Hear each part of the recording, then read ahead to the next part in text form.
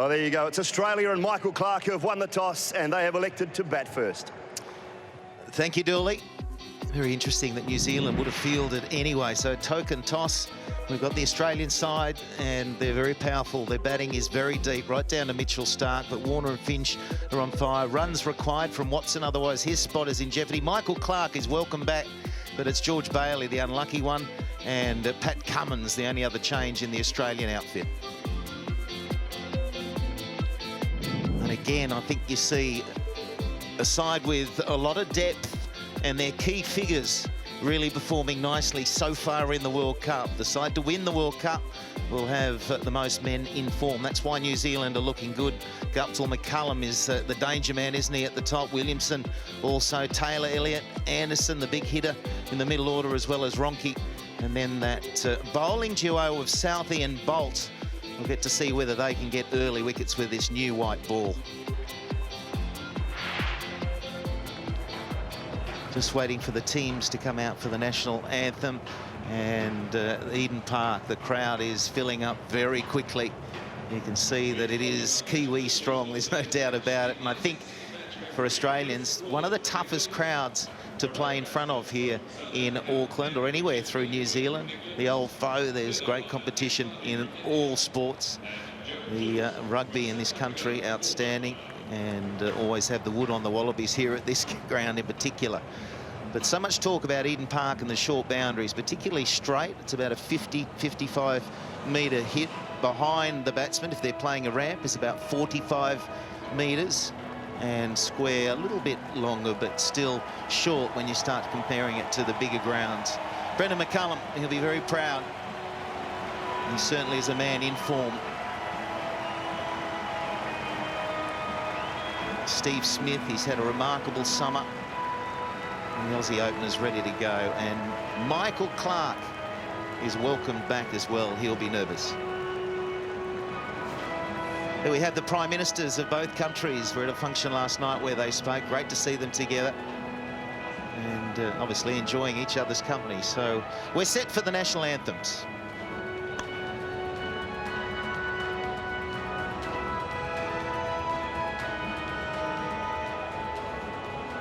Ladies and gentlemen, please now stand for the national anthems of Australia and New Zealand.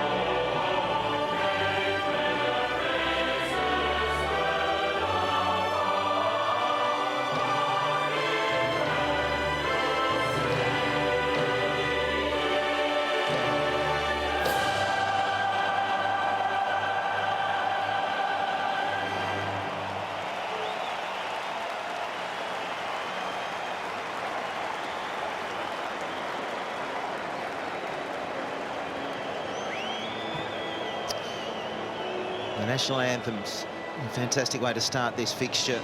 It is the co-hosts taking each other on. It's in the backyard for New Zealand. In fact, that's the way it'll be right through to the semi-finals if they get that far. And at the moment, you would expect them to be playing well right through to the quarterfinals and semi-finals. Australia looking for a victory and getting things going again after 2 weeks off.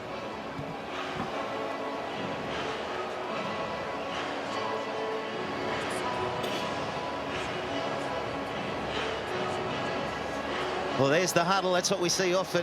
Brendan McCullum, the final instructions to his team. Alongside me, the Kiwi Ian Smith and Mark Waugh as well. Ian, I'm excited. I think that we're all excited. Well, it's got me going. The national anthem's really summed it up. The emotion that's involved in the game. The key to success for Australia to score 280 plus. New Zealand don't seem to be able to chase that score plus at home. The opening pair, 94% of matches when they open with a partnership of 50. And Steve Smith, well, what a 12 months, 14 months he's had in the game. 86% of matches when he scores runs as well. And there, for me, is one of the keys to success for New Zealand. Tim Southee, will he get the ball to swing as he did in Wellington? If he does, the odds are heavily stacked in front of New Zealand. They win 75% of the matches when the bowlers pick up 2 or more wickets in the first 10 overs. I'm ready. Mark Waugh's looking ready. I'm ready. I'm half ready. I'm in the commentary box now, but this new ball is going to be a key part of this game. Warner and Finch will attack the new ball, particularly Warner, I think, and it's going to be interesting to see how much it will swing. Sometimes when you think it's going to swing, it doesn't. When you don't think it's going to swing, it does. So we'll see what happens, but great atmosphere. The pitch looks a cracker, and 2 very, very good sides going head-to-head here.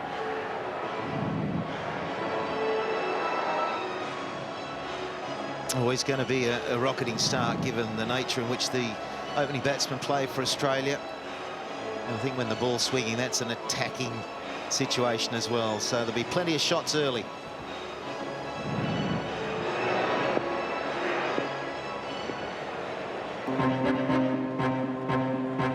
Ten, 9, 8, 7, 6, 5, 4, 3, 2, 1.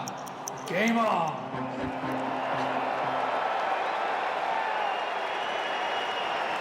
We're starting the second week, or nearly at the end of the second week of the World Cup. Here's the opening ball. Southee to Finch. It's a wide, it's a big wide. A little bit of nervous energy out there. I'll tell you what it did do, swing, and that's a good sign. Even though it was the wrong line, it swung. And 2 slips in place, a third man. Well, he's a catcher third man, but that was looked like it got through quite quickly too off the pitch. A little convergence there of New Zealand players. Yeah, a little bit of a nervous smile, but you're right, he won't mind seeing it zip away from Finch at all. And David Warner was quick to just pop across to Tim Southee. Brendan McCullum has checked in with his bowler, and the bowler has said, I think I can do with 3. It's going, it's going, let's get him in there. 3 slips. Very positive. First runs. Yeah, it's nicely played, and just have a look. This is where the outfield, you'll see that a big score is on offer with a couple of partnerships, given that the boundary, that's probably one of the largest here at Eden Park. It nearly got there though. Yeah, about 70 metres out there. It was a pretty good shot from Finch. It was shortish and a little short arm jab and a bit of shape, but when it's that short, it doesn't really matter, and Finch will be happy to get up the other end, get this left-right hand combination working, which will make it a little bit tougher for the opening bowlers. Yeah, no doubt they'll be anxious. They haven't played for 2 weeks, Australia. It was a big loss of the game a week ago against Bangladesh. It would have allowed Cummins to probably play, Watson to get runs. Michael Clark would have had a game under his belt. So let's just looking at the field set. McCullum's done some homework. A leg gully for David Warner. Someone in his hip pocket there, just away to the left.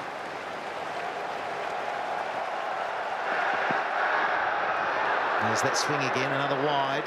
Yeah, it's interesting, very much a plan for Warner with the catch around the corner, and then the second man out is in front of square along with a fine leg.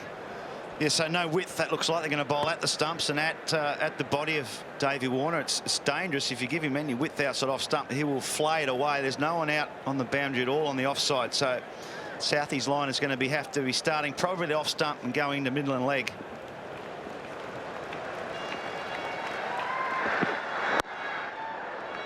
He's off the mark as well. I spoke to Dave Warner a couple of days ago, and he was talking about the boundaries here. Very much of the mindset that you don't think about them too often, that you can get away from your own game plan if you're looking at the short boundaries. So he was saying the execution of quality shots is what he's really looking for at the start of this innings. I think that's right too. I mean, in Adelaide, for example, so often you see the short boundary square and guys going across the line, and that brings them into trouble with dismissals, top edges and bowls and those sorts of things. Just got to concentrate on the ball, keep it simple.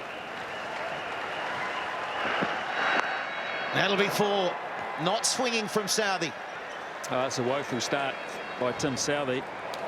To be fair, he just has not got his radar right, and that's got them pretty quiet in the terraces already.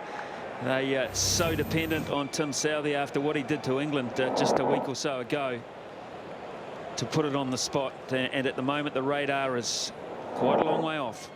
Surely they don't expect 7 for 30 against Australia, well, do they? take 5. 5 for 30, okay. Okay.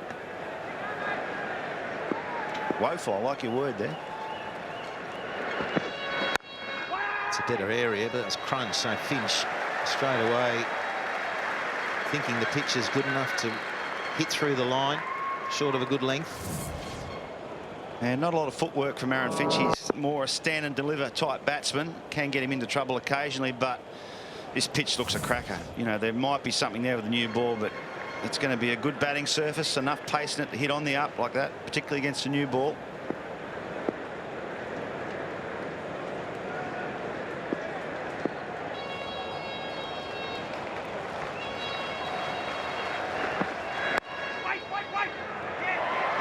Seeing a bit of a misfield there at mid-wicket. Yeah, the groundsman was saying, June, that the soil over here isn't as tough, isn't as hard as the Australian soil, so they tend to leave more grass to help with the pace. Well, it's fine grass. There's a good covering of grass on the pitch. Smithy, you know more than me about the pitch here, but there's a good heavy covering of thin grass. Yeah, won't turn. I didn't see Warner getting too excited out there when he was looking at it. I don't think it'll be of much help to the slower boys. That flies for the boundary, so that got through. That was an effort ball to finish the over. It's a massive start for Australia. 15.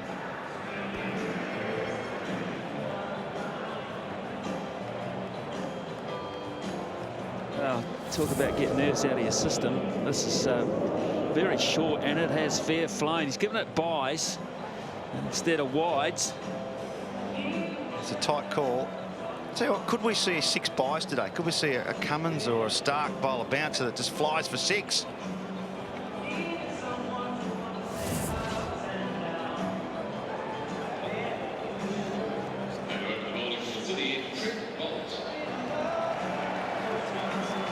So much anticipation for the start of this game.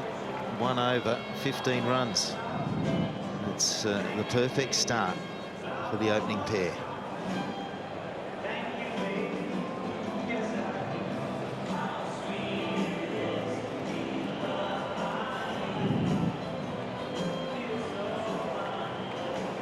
So Bolt, he's been bowling well. It's the right-left combination with the bowling as well.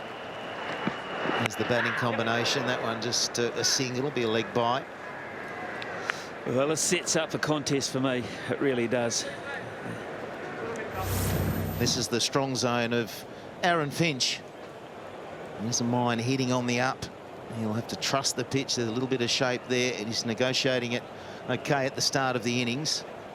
It'll take a while to get going, but definitely a strong zone can be a weakness if you're not getting your eye in early enough. Just mentioned this for me is one of the contests within the game. A really good in-form left arm swing bowler up against one of the world's most devastating left-hand batsmen in the last 4 to 5 years. I think this is a genuine moment in the match.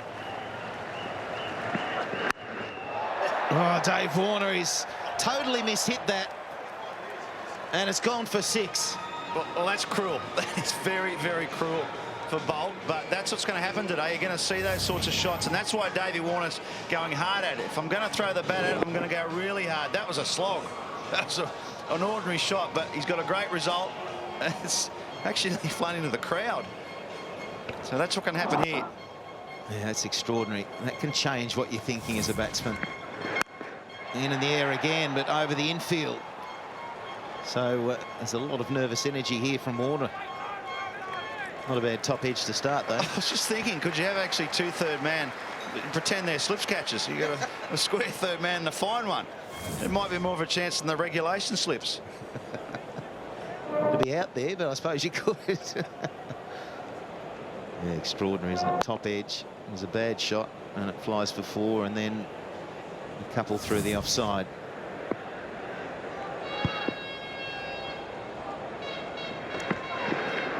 Play and miss. Good area from Bolt. Finally.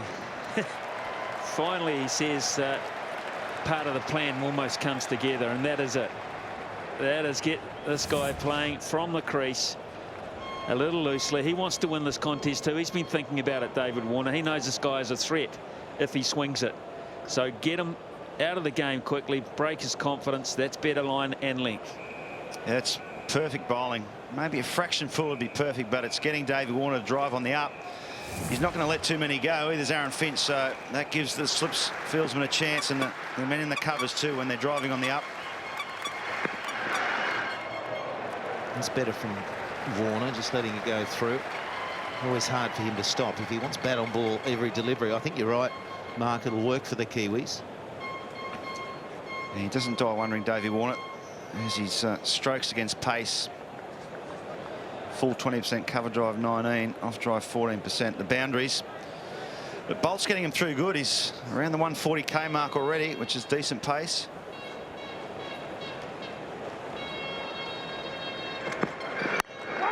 Just short of cover. Bit scratchy there from Warner. Good start from Bolt. It's 24 for no loss.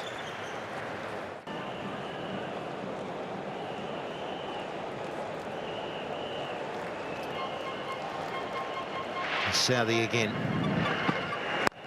Oh, what a strike that is. That is a hell of a strike.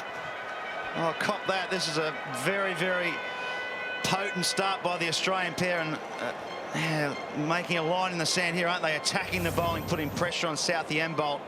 65 metres that boundary, but to be fair, he's hit that well. That's 6 on a lot of grounds around the world. That has gone seriously a long way up into the stand.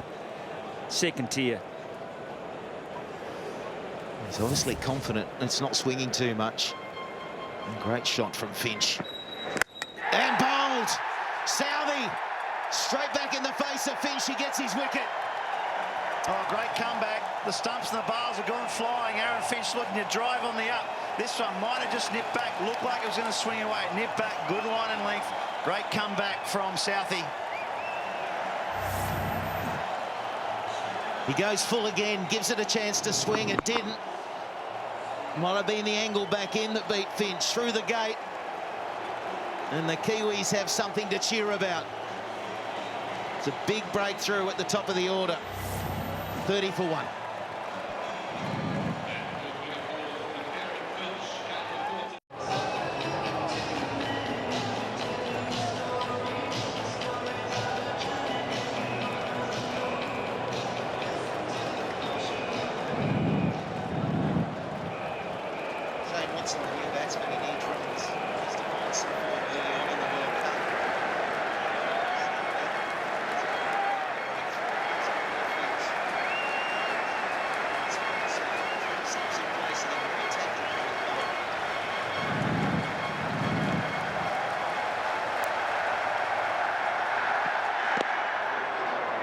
Early runs.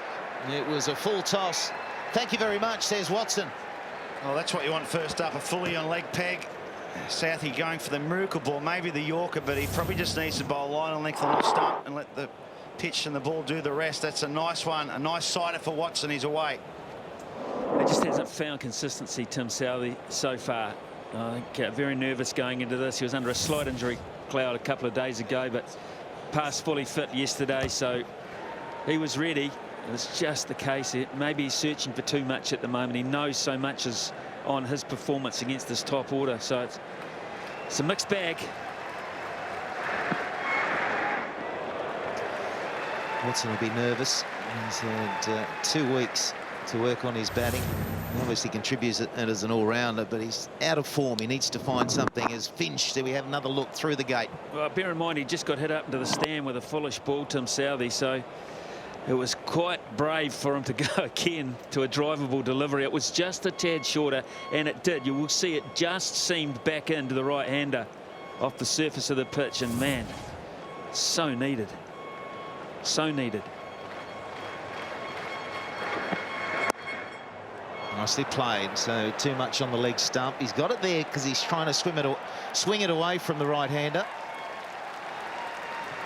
Yeah, just a fraction full again, almost a half volley. Just needs to drag that length back a little bit. So it is a mixed bag from Southee, but he has got a wicket. If there's no wicket, it'd be a disaster. But that run rate is hovering around 12 at the moment. 2 a ball as Southee pitches it up, which is a good sign. I mean, he's trying to swing it, but if he probably just aims at hitting the top of off stump, that might be a better line and length, a better form of attack, particularly against Watson, who's going to feel for that ball on off stump.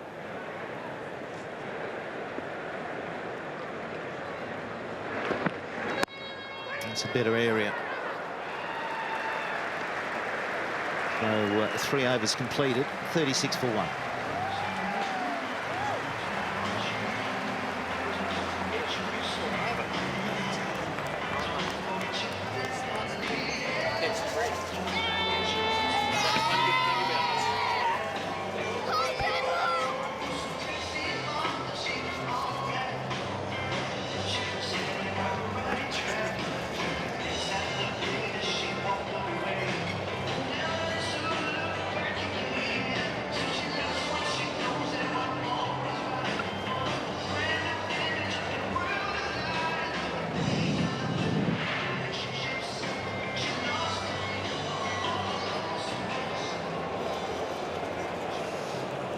Warner back on strike. He's 9 from 7. We're just trying to rein it back in. It's been a furious start. Everyone's just got to catch their breath and settle into it. I think there's been a bit of nervous energy from both sides. Obviously, the 2 bowlers and the batsmen have sort of out there on adrenaline, steaming in and playing shots. And Davey Warner, well, he plays shots in most conditions, but today he's really pumped. He's strong zone against pace, using that bottom hand for the pull shot. Doesn't have to be that short. He's only a short little man in stature, so anything just back of length he'll latch onto, which does have a degree, danger in that shot. He's got it through. It was not timed at all. But he got a length that he'll go after every time. You're talking about before, and you were jokingly talking about having like your catchers back on the boundary. Well, in effect, everyone is a genuine catcher on this ground because they're all so close. Now, Tim Southee at the moment he's the third man just having a drink, sort of contemplating those first 2 overs. But he's genuinely in the game here as a catcher, very much so.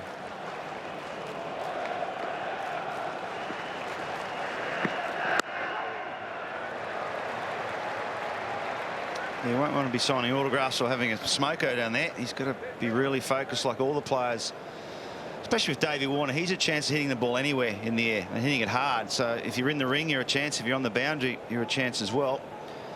It just looks like he's just, that bottom hand's coming into play on those drives, and he's just squaring up a little bit. So he's got to keep his technique right, Davey Warner. He doesn't have to try and hit it too hard. He's a natural stroke player. Yeah, just feel he's waiting for the right length. If he gets the length, that's when he'll go the really big shot. That's the man in the deep, so deep in front of square. And fine leg was up for Warner.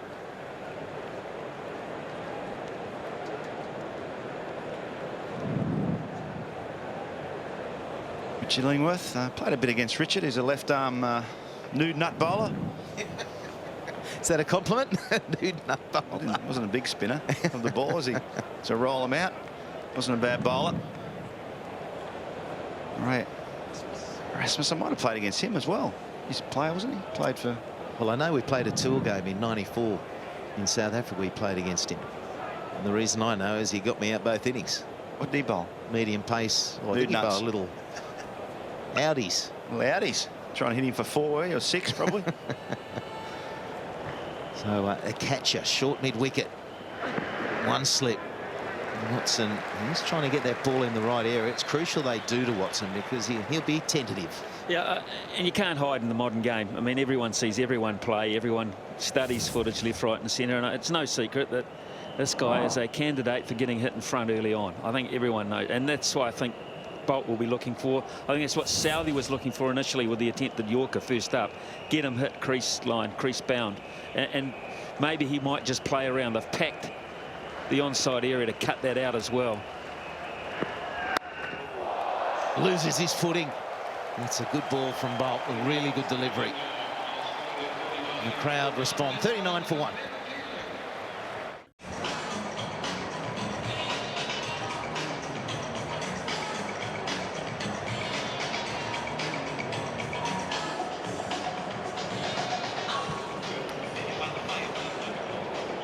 Really strong finish from Bolt. It was in swinging Yorker. And it's Southey again. Can he control the direction? That's got a bit of pace to it.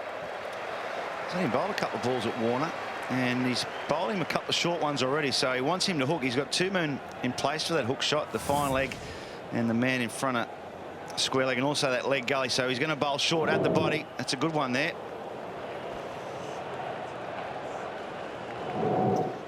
Also got an opportunity too just to bowl one in between, a little bit fuller, a little bit wider, because he's just fetching a little bit over the offside. He's still got the 2 slips. Short again. This time Warner stands up, dispatches it. I don't like that plan, to be honest. Not consistently. He's too good for that in this ground. If you get it wrong or he gets it even half right, it's too vulnerable. Well, top edge will fly for 6 down the fine leg. He did half take his eye off it, so they might not persist too long with this tactic. They might give it another couple of short ones, and if it doesn't work, then they might go back to more conventional type swing bowling. In fact, we're just seeing a change now as we talk about it. So it hasn't lasted that long. So square leg's going to come up into a mid-wicket, and the man at leg gully is going to come across into a deep gully on the offside. So straight away, they've changed, which is good. It's good that you're versatile enough to change your plans. There he goes again. That's a great shot from Warner. He just leant back, so all the weight in the back foot. We've got such confidence in playing these strokes early. Well, it's just poor bowling. I mean, you can't be a genius every time you're at the bowling crease, but Tim Southey will be the first to admit he's not exploiting the plan that the captain wanted. We just pointed it out. The captain pointed it out. It's too short. It's just a nothing ball, is it? It's short and the pace is not quite there. Davey Warner, he'll eat that for breakfast all day. Hit that for 4 now. Fine legs up and square legs back. So another change in the field. No. It's a better length. He's got it on the right line as well. Problem now, Warner 20 from 15. He's got himself going. Yeah, as you can see, he wants to attack too. He's looking a little bit loose, which gives New Zealand a chance, but he's looking dangerous at the same time. If he bats for 20 overs, he gets 100, and he gets the Aussies off to a flyer. We've already seen 1-200 this World Cup. Chris Gale the other day, a big return to form.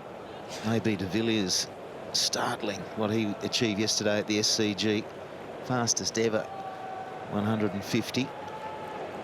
And extraordinary shots being played by the 2 guys I mentioned. Dave Warner's in a similar ilk, isn't he, as a player? All the shots, 360 degrees.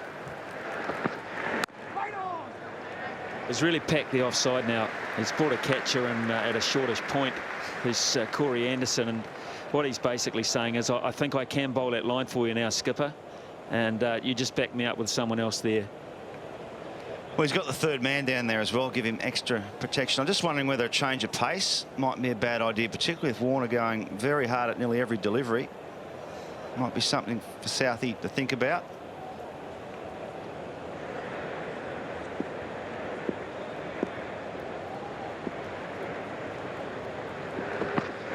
Yes.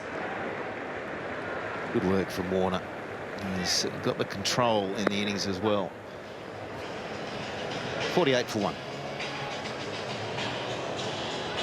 5 overs completed now. Australia 48 for 1. And it's a good start by the Australians. That run rate 9.6, off to a flyer. New Zealand have picked up a wicket, but they've been a bit wayward in line of length, particularly Southey.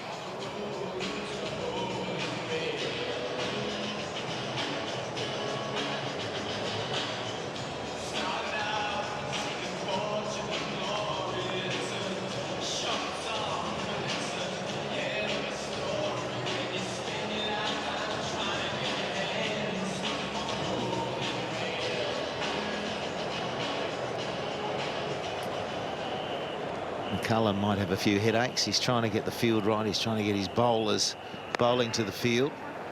I think you're right. I mean, this is foreign territory, really, this kind of barrage. And Brendan McCullum has not been under this kind of pressure this early for a long time.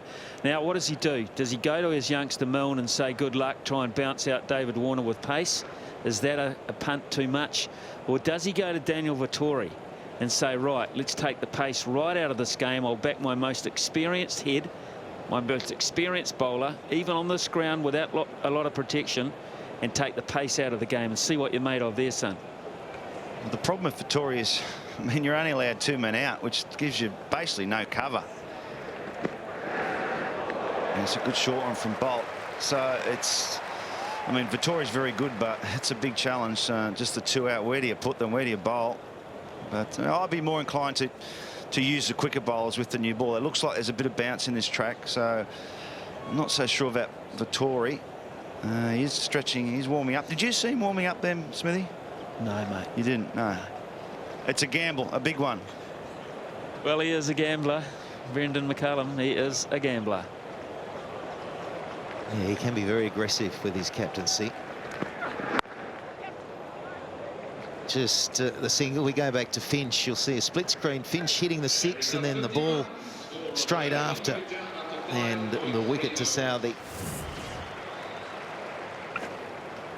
Ball very similar length. One just sort of rolls back in between the bat and pad. And that's what Finch was indicating after he missed it. It's amazing when they bowl a wide one, it tends to swing. When it's straighter, it doesn't swing as much. And that's what brought Finch undone.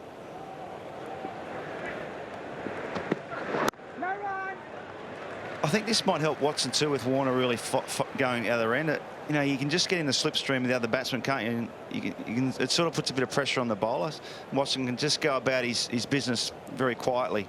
Well, that's the thing. I mean, this has been a great start momentum-wise for Australia when you look at the run rate. But New Zealand will be very conscious of one other thing. If they can get Warner, and it only takes one delivery, that brings the skipper out who hasn't played a heck of a lot of cricket. And if you've got him getting set, you've got Watson getting set, your 10 and over, your 8 and over can come down pretty quick. Yeah, I agree with you, Smithy. Really, oh, there's the man, third man.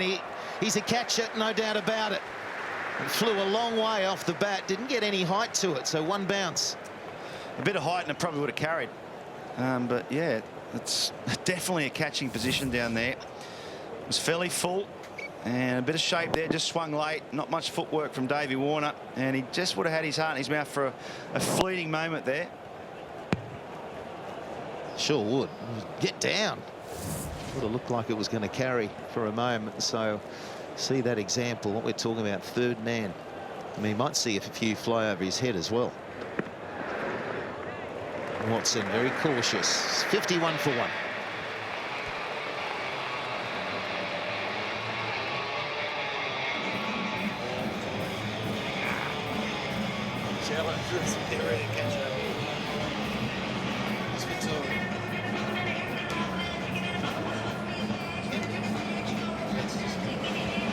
Yeah, big crowd in, pretty much a full house, not quite full yet, but a great atmosphere.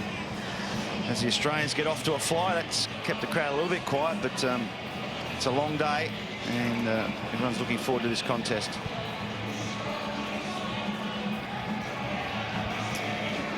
Bowling change here. Vettori is into the attack, so the left arm orthodox, full of experience.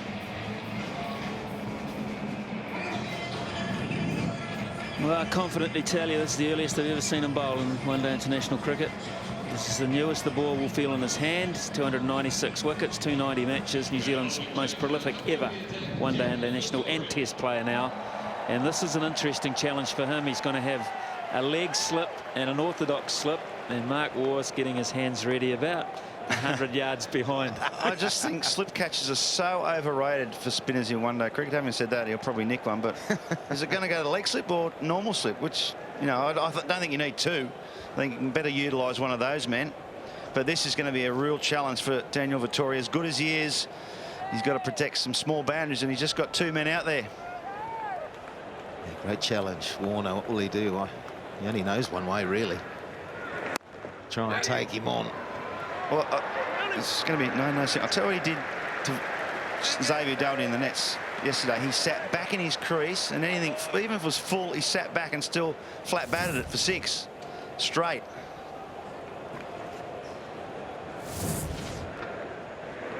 Vettori is so clever with the pacey bowls. He doesn't get a lot of turn, and the conditions here are not conducive to turn. So it's about reading the pace, the length.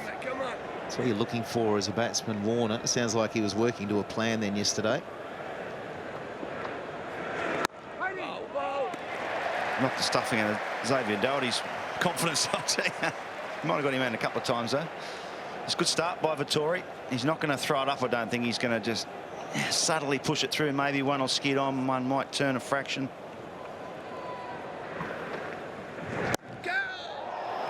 Not far away, so dot balls, the pressure. Settle down, Smithy. He's up in his chair. It's interesting, though, isn't it? It's, as I say, this is the earliest I've ever seen him bowl in the hottest of atmospheres. Well, he started well. That one to the man too. Could it be a maiden? Couldn't bowl a maiden, could he? Good.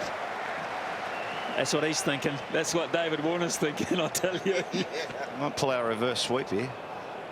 Something like that. Some shot that we don't think is going to happen. Oh, he'll get runs through the offside. Mark Waugh thought there was a twitch, looking for the reverse hit. 2 from it. It's 53 for 1.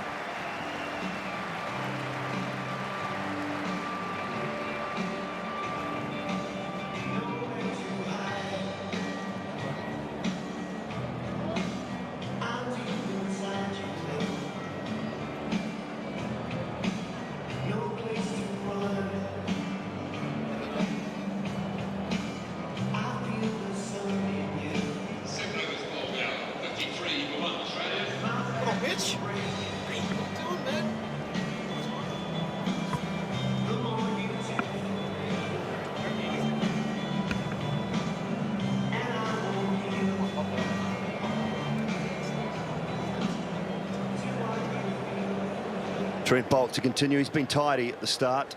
Southey expensive. Tory one very tidy over. Under edge back into the body. Pretty electric out there. Brendan Julian, Shane Warne alongside me in the commentary box. Fantastic atmosphere. Very hostile crowd to some of the Australians out there, but we have seen a sprinkling of Aussie supporters. Very good over from Vettori, the first one, going for 2 runs. And Trent Boult, no wicket for 14, into his 4th. Not a lot of room for error on this pitch. It looks like a belter. Hasn't seen a lot of shape either. Hasn't really swung around. We've seen it in other grounds down in Christchurch or Dunedin, but here at Eden Park, 27 degrees. Not moving around that much. Well, not a lot of cloud cover. A lovely warm afternoon. Good afternoon, Simon Doull. BJ, good afternoon, everyone. Yeah, fantastic start to what we expected to be a fantastic game. To me, for Australia, it was all about the start. They haven't played for 2 weeks, and if they could just settle in early, they've been able to do that. 53 off 7 overs. Got off to a bit of a fly with Davey Warner. Even Aaron Finch played a little cameo. And now Shane Watson, who looks busy straight away, 7 from 11. So the start of the match is really important for the Australian team. In New Zealand, they're buzzing as well. There's a bit of swing for the bowlers. Yeah, I just thought they were a bit nervous, actually. I thought Warner and Finch would be thinking, oh, they're just dropping a bit short and a bit wide. And it was a nervous start from them. But they've got it back now. Watson just trying to get himself into this game. He's faced 12 deliveries, got 7.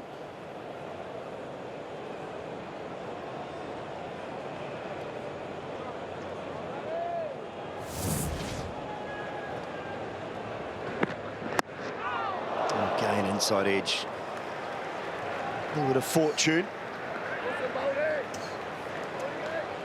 It's good pace from Bolt. And also he's snuck a couple, tried to anyway. A couple of Yorkers that Shane Watson lost his footing and jammed down on it. So the plan to Watson for the New Zealanders would be straight and full.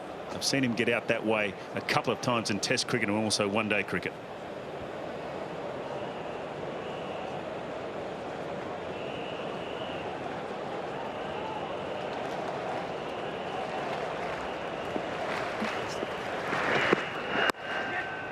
Nicely in the gap. Chase for McCullum.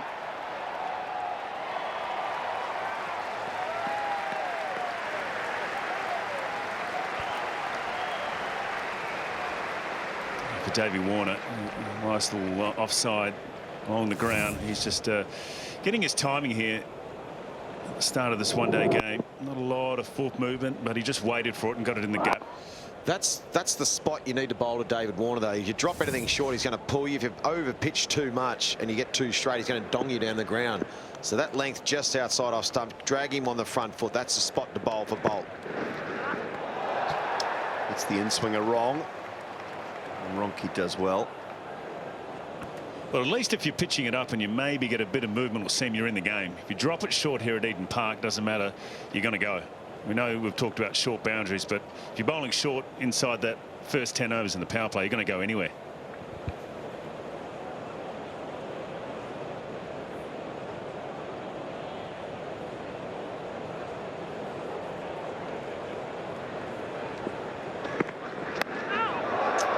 Tried to leave it, just caught the bottom of the bat. 57 for 1 after 8.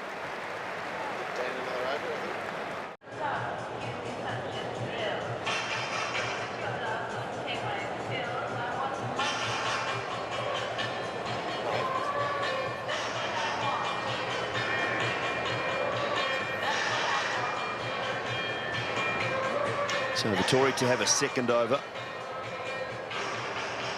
And Ian Smith was talking about the fact that hadn't seen him bowl this early. The last time he did was in the World Cup against Australia in Nagpur. Last World Cup, New Zealand batted first in that match in Nagpur, only posted 206. And Vittori opened the bowling. Was turning quite slow. Tried to open the bowling with Daniel Vittori on that occasion, so he was into it very early. He's into it again today. He'll be disappointed he didn't stop that. David Warner was in his way, but he got past that easy, then just put out one hand, Dan Vittori, to stop that. He really wanted to bowl to Shane Watson. You see him just there. That had nothing to do with Warner or anybody else. That was just Vittori's mistake. And I think it was just frustration from Dan. He really wanted to bowl to Watson. He didn't want to bowl to Warner.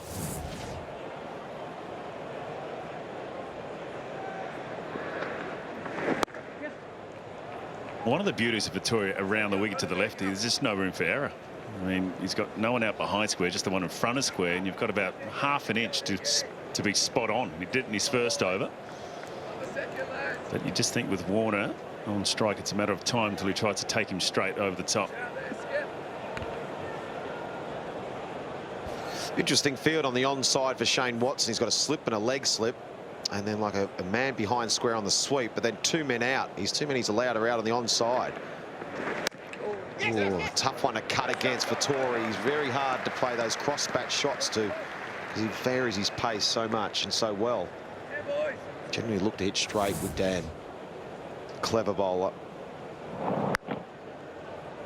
Yeah, you would think he'd have a catching man at short mid wicket or in the box instead of the leg slip.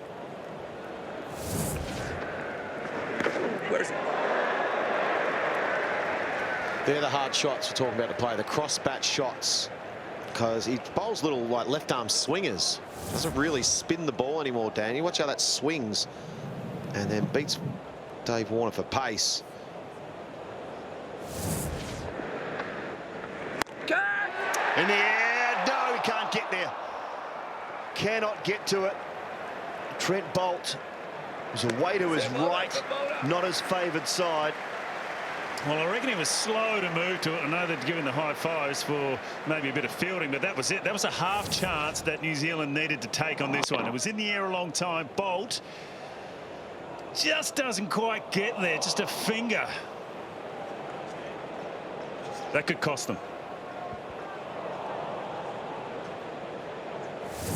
Be spinning away the whole time as well. Tough. Yeah, what's a tough one? 62 for 1.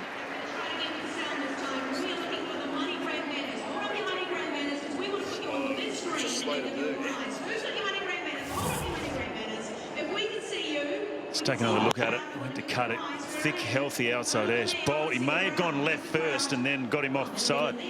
Just the angle as well that he went to. It just looked like he was a fraction late moving to pick it up. Then was on the weight was on his heels and then made a bit of a dive for it. Big one, that Davey Warner.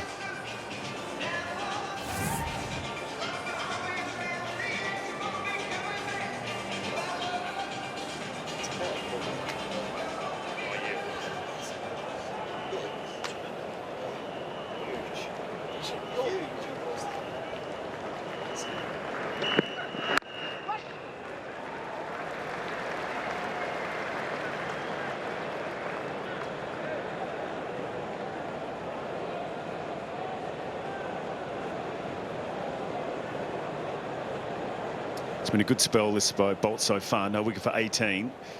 He wants to bowl as many deliveries as possible at Shane Watson and keep him on strike. Watson 10 from 16 deliveries. Still got the one slip. Third man is up on the ring now. 2 out on the leg side behind square. One down to fine leg. Tim Southey struggled with the new ball. He did pick up the wicket of Aaron Finch, just swinging the ball away, getting a little bit of swing, not a huge amount. Then finally, after that 6, he got one just to nip back a little.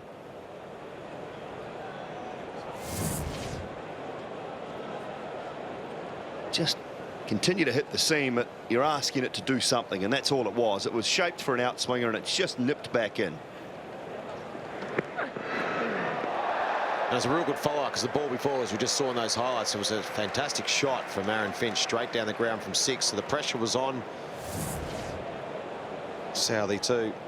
Just the ball starting to shape a little bit, isn't it? There's a little bit of nerves, maybe what you said, BJ, at the start. And they've just settled in, both Bolt.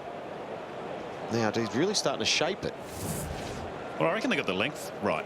I mean, that wicket ball to Finch was a lot fuller than the other deliveries, and this one here from Davey Warner was just a fraction fuller.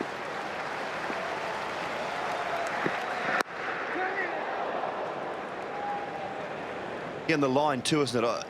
Clearly you bowl a different line to David Warner because he looks to stay leg side of the ball, doesn't get across too much. So anything around about that middle and off stump, he's still trying to hit quite square through the offside. Yeah, as we said a few overs ago, Dooley, the line to David Warner is that 4th stump and drag him on the front foot trying to drive. You can't give him any width because he stays leg side. He'll smash you through point.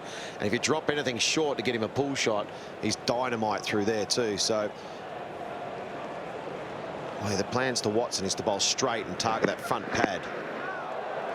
Well, they bowl a better length, I reckon, to Shane Watson.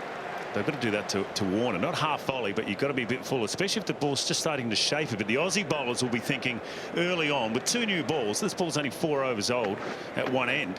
So you've got to make the most of it and get it up there. They won't be bowling full, BJ. Come on, mate. Well, if they don't bowl in the right area, they'll get taken. The boys can jump all over a couple of short deliveries, surely. They're looking for it. Pitch map to David Warner.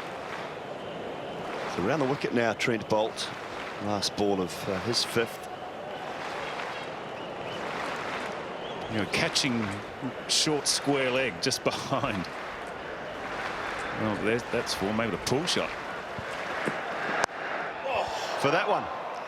Just got it wide of him and way too powerful, though. He's never going to catch that. Good luck. You get a hand on that. I'll take you out and clean him off. It's 68 for 1.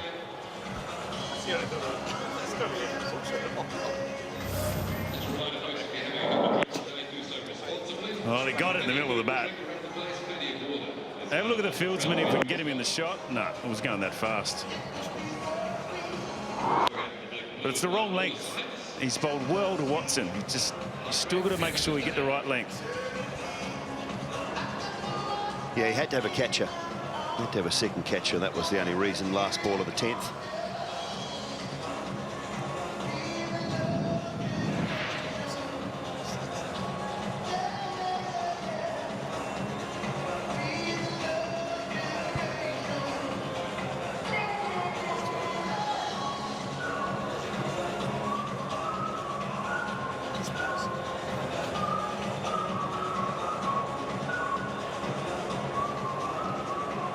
Partnership 38. The pull shot from Shane Watson last over. Vittori's doing a great job into his third over. He's only gone for 7, but he's just slowed the momentum down for Australia. He's bowling really well here to Warner. He's tied him down.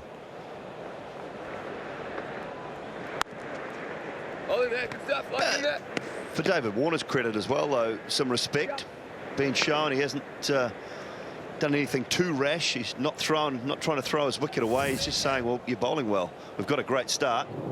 Prepared to work you round. And I think that's why his batting's been so good in the last 18 months. He's been able to work his game out, and he goes through difficult periods, and he can change it and he can move it around. Watson at the other end, well, he's still finding his way with his batting. I know he's played a lot, but he's got to work out ways to rotate the strike and get through those difficult periods. I'll tell you what, though, Shane Watson's looked good. I think he's looked really busy today. He hasn't been as sort of stagnant at the crease. He's 15 from 20 deliveries. He's hit 2 boundaries, played the pull shot well, which he's had a few difficulties over the Australian summer with. And he's actually played a couple of nice drives too. To me, he's looking pretty good.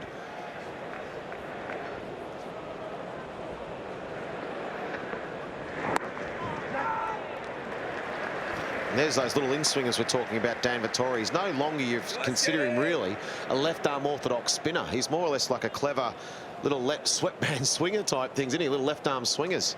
Angles them in, then just changes his pace a little bit. He's a clever bowler. A bit like Harris for New Zealand in days gone by, but he gets his length right, Vittori, and sometimes it skids on a little bit quicker. Michael Beer in Australia is very similar to him too.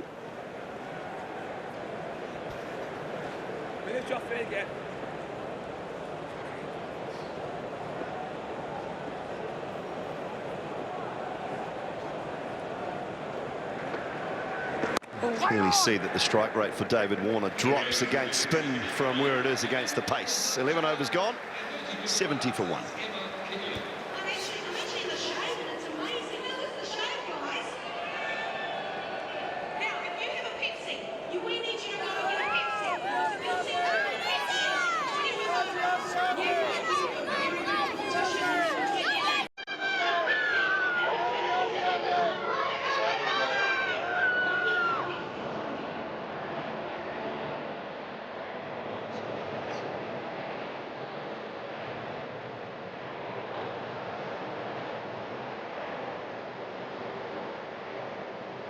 Tim Southey back into the attack. Tough start for him. 3 overs, 1 for 32. Change of ends.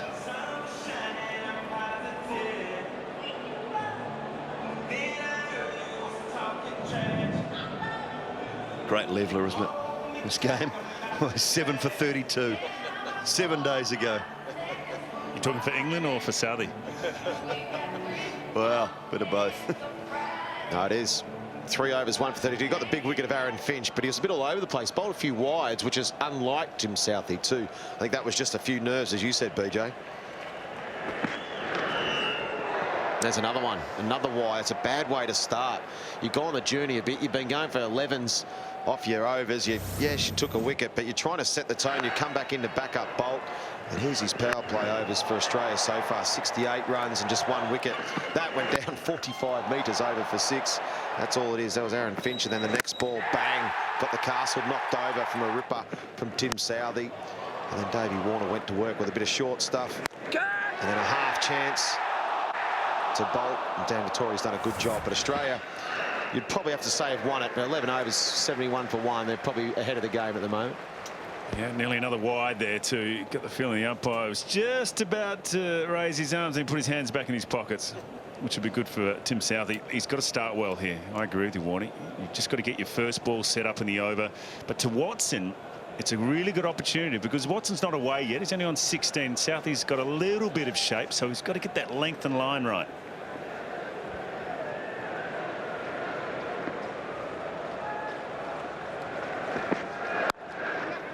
It's nice shape, but it's wonderful shot. Didn't try and hit it too hard, Shane Watson, but the timing was very good. That's super fielding too. I think that was Brendan McCullum out there. Definitely saved a single. Kept Shane Watson on strike. It kept him down at 2. That was real good fielding. That was 4 all the way here. As soon as it got past McCullum at mid-off and in the gap, you thought it was 4, but McCullum didn't give it up. Put in the big ones, flicked it back beautifully to his mate. And they kept them to 2. With New Zealand kept Australia to 2. That's good, and kept Shane Watson on strike. I think Shane Watson's a real key to Australia. I know he hasn't performed that well so far. I know he needs some runs that everyone's talking about.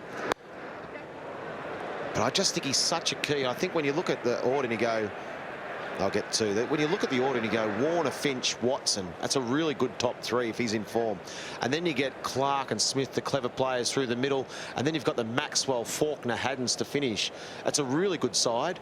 So I think Faulkner's Shane Watson's a real key to this team. So Australia will be wanting him to find some form. Yes, they can shuffle it around, and if they left Watson out, they could put Smith up at 3 and change around a bit. But I still think it looks stronger with Watson at 3 in form. Well, your number 3 is key in a one-day game. I mean, normally you have your best player in there. Ricky Ponting used to do that job at number 3, and he'd set up the whole innings for Australia, certainly in World Cups. But it's the key spot, your number 3. You've got to have your best player going. Yeah, and against New Zealand, Shane Watson, he's played 16 matches. He's got 527 runs, an average of 47.9, call it 48, a strike rate of 92. So it's coming a good time against New Zealand. And don't forget, he got a ripping delivery at the MCG against England. Everyone would have nicked that.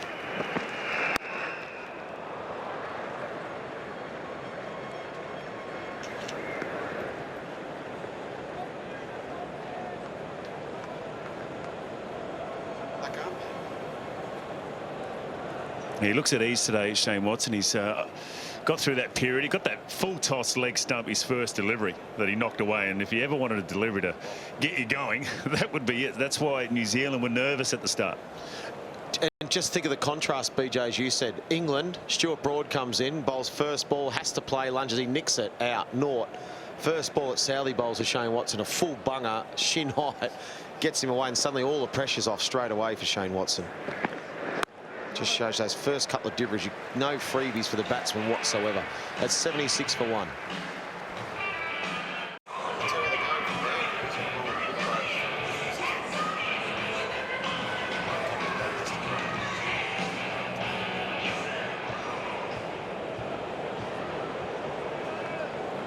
Well, Daniel Vettori to continue. Just get the feeling Brendan McCullum might have wanted Milne to bowl. With Watson being on strike, I thought we'll give Vettori one more over. He's only going to get one ball at him, though. And I reckon the Australians' plan to Vettori would have been just to knock him around.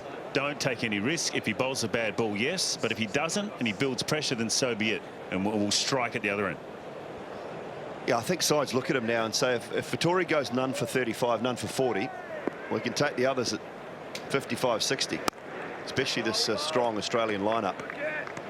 And that's the respect that he has around the world. Or the Maxwell might come in at the back end of a game of Vettori and you take your risk, and that's fine. You can take risks at the back end of your innings.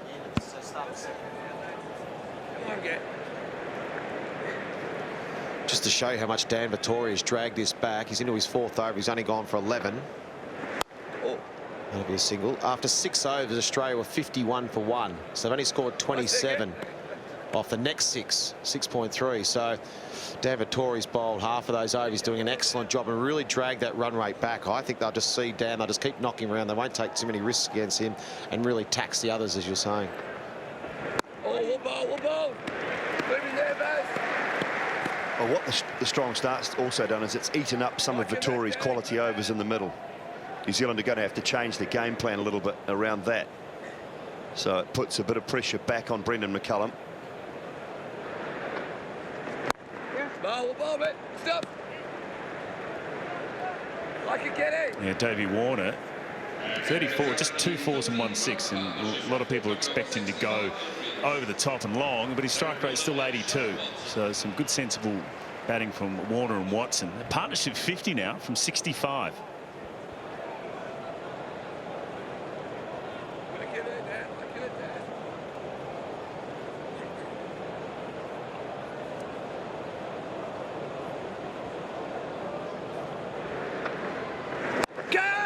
In the air, chance, Southey takes the catch. No timing from Watson, and Vettori strikes. Well, it skidded on a bit more. It got high on the bat for Shane Watson, and he picked the man out in the deep beautifully. That partnership comes to an end just when Australia didn't need it. And McCullum hands the ball to Vettori, and it pays dividends straight away. That's the 4th time Daniel Vettori's dismissed Shane Watson in one-day international cricket. Pretty comfortable in the end for Tim Southey. There you got the emotion of one and the disappointment of the other, all in the same shot. Watson goes, caught Southey bowled Vettori 23. It's 80 for 2.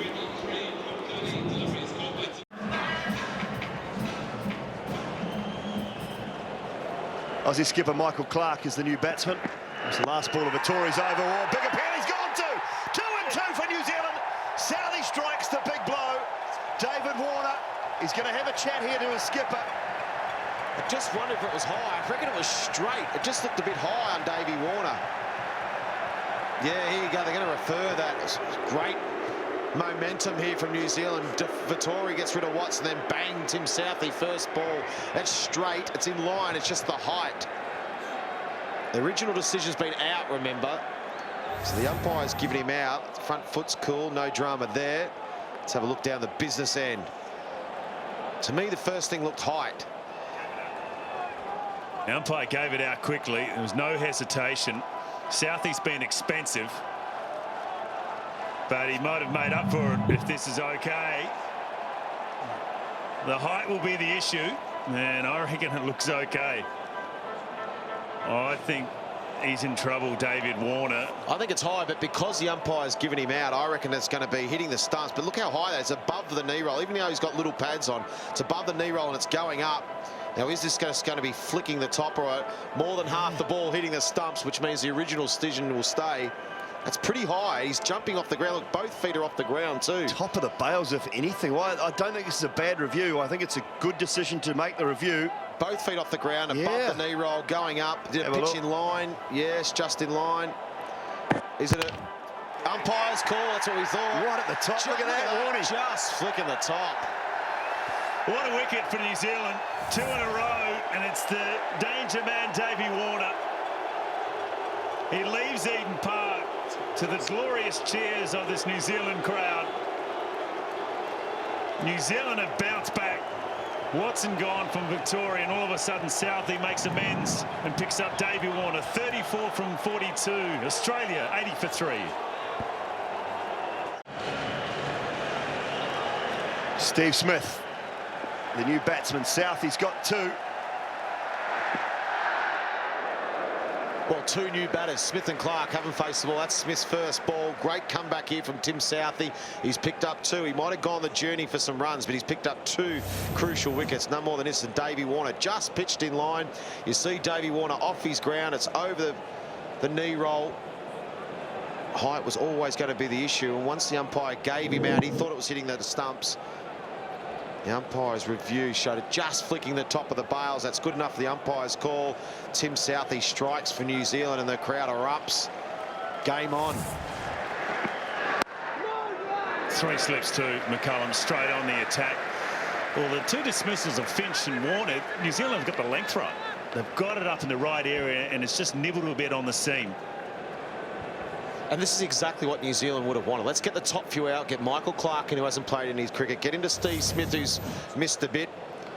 First of all, it was Shane Watson. To get into this situation, we talked about how hard it was to play the cross-bat shots off Vettori, because he's been changing his pace. A good catch from Southey in the outfield to get rid of Watson. And then the Warner one. Bang, bang for New Zealand. 2 fresh batters in for the Aussies. cracking start. Steve Smith, not perfectly timed. He'll pick up 3. Perhaps not, just 2. Well, he wouldn't be disappointed with that, Southey. You'd rather get hit through that offside and go for 2 than short and get cut for 4. You've got 3 slips. You've got to get that ball up there.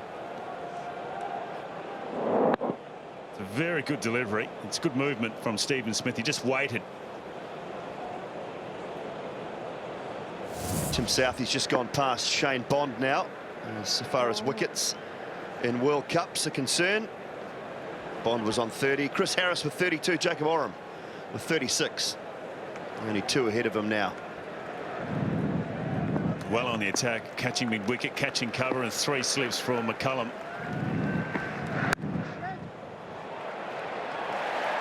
Good work in the field. I'll tell you what, I wouldn't mind getting one of those trackers on Brendan McCullum. I reckon he's done a few Ks already in the field. He's diving around, he's chased a few to the fence. A terrific fielder for a keeper. Recent times, given the gloves up, he prides himself on getting around the field. And with that bad back, New Zealand fans in general will cringe every time he dives or runs into the advertising hoardings for fear of him not being able to play for a little while. Well, all he's got to do is not get an MRI. What have they got? Are they short or straight for Michael Clark? He's underway and he should get a couple. So wicket in the over for Tim Southey. 5 runs, 85 for 3 after 14.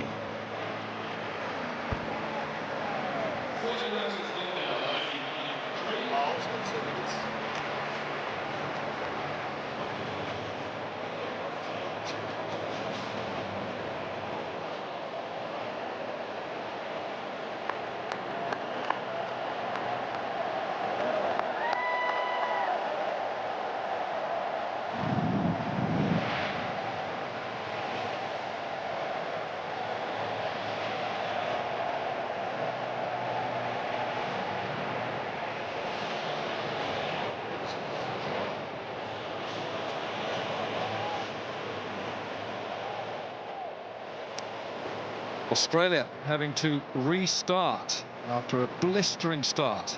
68 from the first 10 overs, and David Warner threatening to create absolute havoc with New Zealand's frontline bowlers.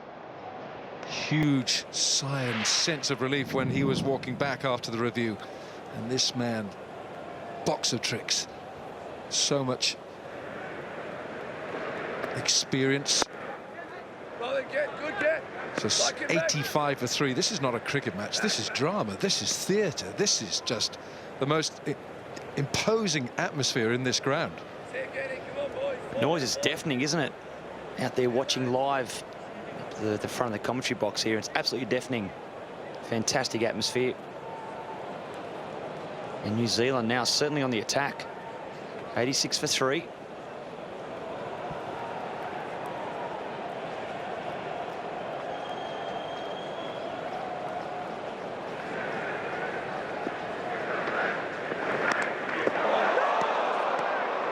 Brought into the attack a little bit earlier than perhaps he would have expected, Daniel Vettori, but changes everything with his slowest pace.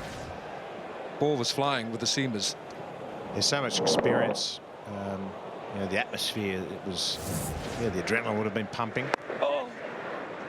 Vettori, he's been around a long time, so he wouldn't have been fussed, and that might have been part of the plan, to get down into the attack nice and early. Let's see if there's anything there for him, and if there isn't, you know he's going to bowl tight, and Australia would have to make all the running against him. They wouldn't get any freebies.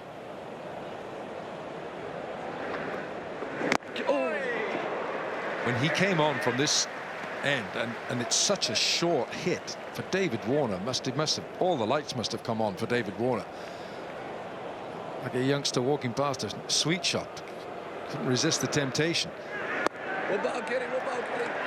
But when he bowled those 5 dot balls, I was thinking it's red or black here. Will he advance down the wicket? But he got 2 off the last one, so nice piece of batting. Wouldn't mind having a heart rate monitor on Michael Clark at the moment. Wait. 87 on the board, unlucky for Australians. 15 overs gone, 87 for 3.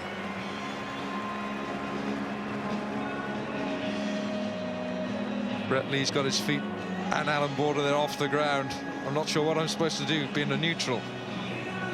I think mine are off the ground because I'm nervous. I think AB just, his seat's too high. Settle. But yes, you're true. My feet can't reach the ground anyway. But that's a real English thing, that feet off the ground. That's Nelson, isn't it? 1-1-1. We don't do that sort of stuff.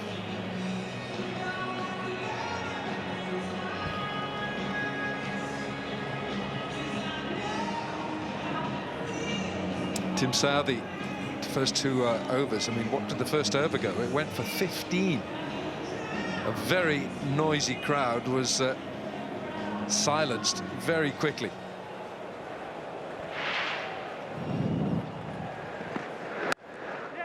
Handsome. It's not going to get 4, just holds up. New Zealand are a great fielding side. McCullum leads from the front in that department. Yeah, definitely, and they look certainly busy out there. There's a lot of buzz around the ground, but there's a lot of buzz around the fielding side, and that's McCullum does it so well. He gets his troops all lined up, gets them excited, making sure that they can lead from the front. Well, you should answer this one, Brett. Who's the best pace bowler in either side today? Trent Boult, Tim Southey, Mitchell Starc, Mitchell Johnson. Get your votes in. Tell you 10 o'clock tonight. No, you've got to be a little bit more forthright than that, AB. ICC-cricket.com/pulse. Get your votes in. Well, you'd have to go Southey on recent form. Johnson's, I think, one of the best bowlers in the world currently, but on this series, you'd have to go Southey.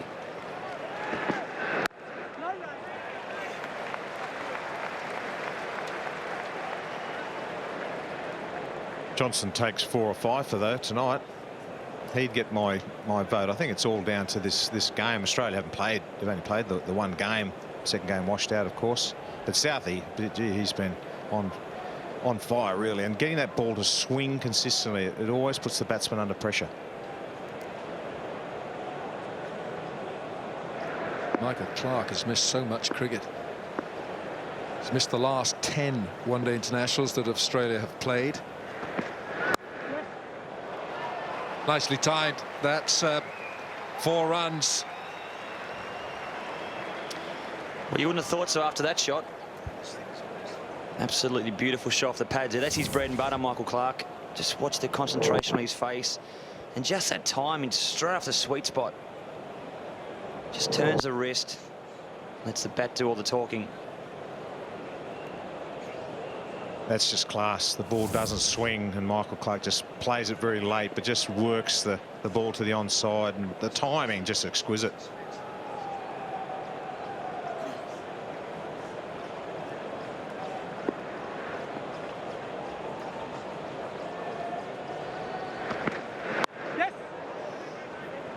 Probably just got his line wrong here, because he's got 2 men and a short extra cover just literally within touching distance offside, and he's just gone a little bit leg side to Michael Clarke. And I think that's because of his line. He's obviously trying to swing the ball. That's why he's such an effective bowler. Southey will pitch the ball up and he'll shape it away, but when it doesn't shape, that's obviously when he tends to slide on the leg side or the leg pads of the batsman.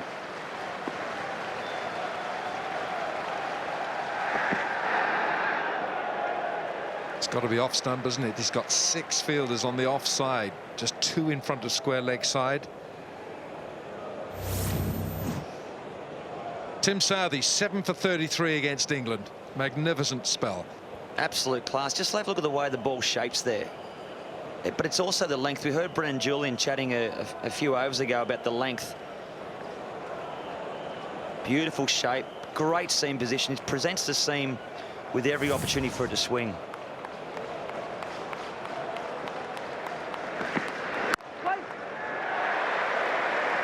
End of the over, 7 coming from it. 16 overs have been bowled here at Eden Park, Auckland, and it's 94 for 3 and drinks on a hot day.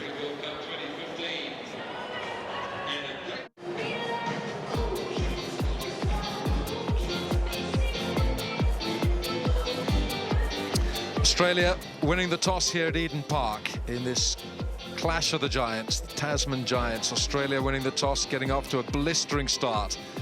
David Warner, Aaron Finch with one improbable shot that landed second or third tier in the grandstand. They threatened to take the game away from New Zealand, but the Black Caps have fought back. They've hauled themselves back into this contest.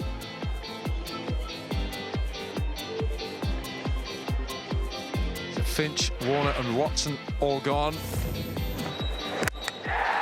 Tim Southey really took a little bit of early punishment, and then he got a decent ball to remove Aaron Finch. Shane Watson finding Southey off Vettori.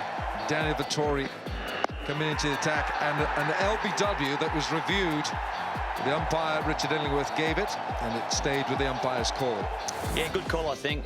Although that you might be at home watching and looking and seeing it's just clipping the bail. To me, that's good enough, and he has hit the bail to be out. So good call by the umpire, and he was very, very quick to fire him as well. Australia at the moment, 94 for 3. Long, long way to go yet. Tim Southey, after that wonderful 7 for 33, must have wondered what he had done in life between there at the Wellington and here in Auckland. He's bowled 6 overs. He's taken wickets. That's the important thing. But he's gone for 50. His most expensive analysis when he went for 105 at the Jade Stadium in Christchurch against India. Some fellow called Tendulkar got 163. Yeah, he's not bad, that fella. 10 overs, none for 105. And before that, the next one was 10 overs, 1 for 74 on this ground in January last year. Also India. Yeah, well, I think there was a lot of adrenaline pumping this morning. The atmosphere was just fantastic. The noise in the stadium, and it just, I think everyone reacted to it. Bowlers, batsmen, everyone. It was just pumping through the veins.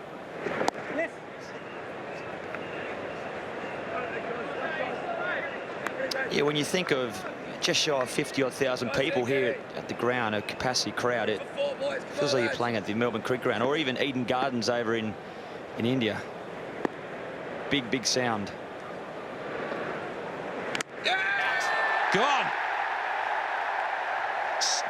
Gone, and Vettori strikes. What a bowler he is for the Black Caps. Wealth of experience and knowledge, and that's what he's brought to the game today. Dan Vettori. Massive nick we heard up here in our stump mic. Stephen Smith. Just not a lot of movement on the crease there. Flays the bat out. Nice catch there by Ronke, and Smith's on his way. Black Caps are all over Australia here at the moment. 95 for 4.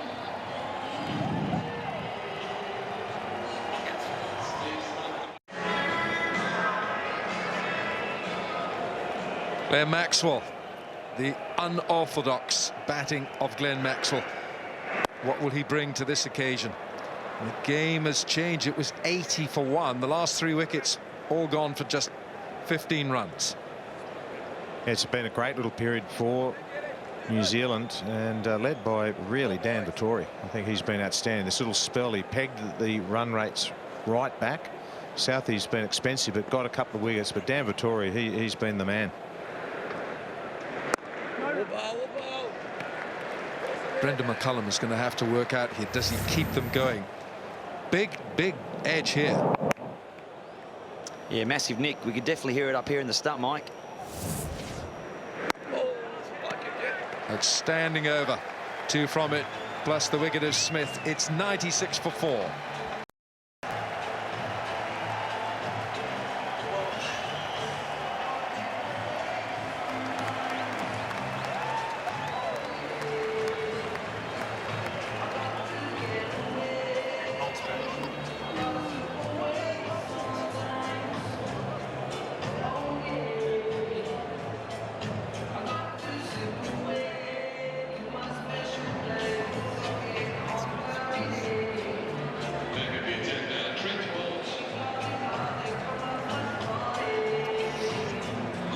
Trent Boult comes back into the attack for the Black Caps. 5 overs, none for 24. First 5 overs. So Southey's been given a rest. 6 overs, 2 for 50 from Southey. 2 slips for Boult. I like this option, bringing Bolt back on. Keeping in mind the ball's only 8 overs old from his end, so there will still be some shape there. We saw that with the first ball. 2 reasons why I think it's a good option to bring him back on. One is, as I mentioned, that shape, but also 2, he bowls a great ball to the right-hand batsman, which goes across him. We'll try and bring that first slip into play. Only 1 slip, a backward gully, and catching man each side.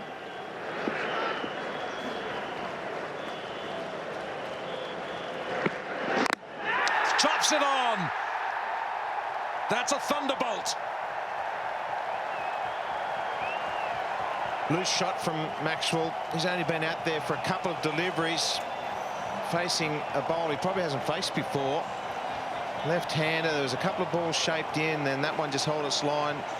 Maxwell trying to force the ball through the offside, and it's cost him his wicket. Way wide of the off stump. It was probably in the slot to hit, but just the execution wasn't there, and Australia in trouble. 96 for 5.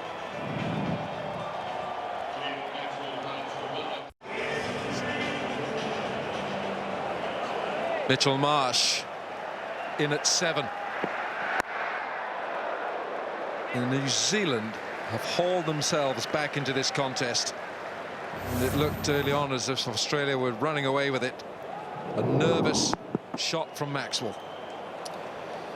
Yeah, well, he's a free spirit, Maxwell. Sometimes you just got to live with these situations. But yeah, look, Australia in a bit of trouble, and all of a sudden now in deep strife. They do bat long. There's still some batting to come, but yeah, all sorts of strife.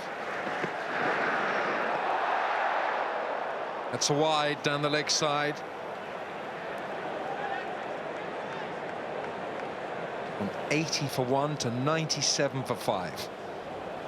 Yes, 80 for 1. Australia were looking good, just building momentum, knocking the ball around. The run rate was very good, and all of a sudden, bang, bang, bang, bang, and 5 for 97. Oh, it's another one. Everything's happening now for the Black Caps. Marsh goes for naught. Bolt on fire here. Tell you what, the way he ran after that was like Usain Bolt.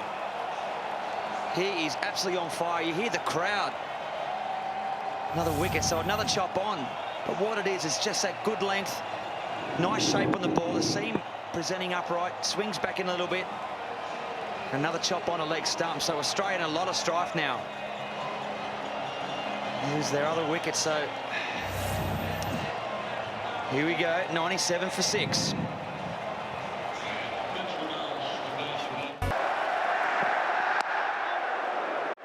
What a good man to come in on a crisis.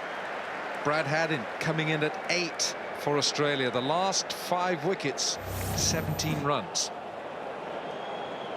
Here it is again, that beautiful seam position.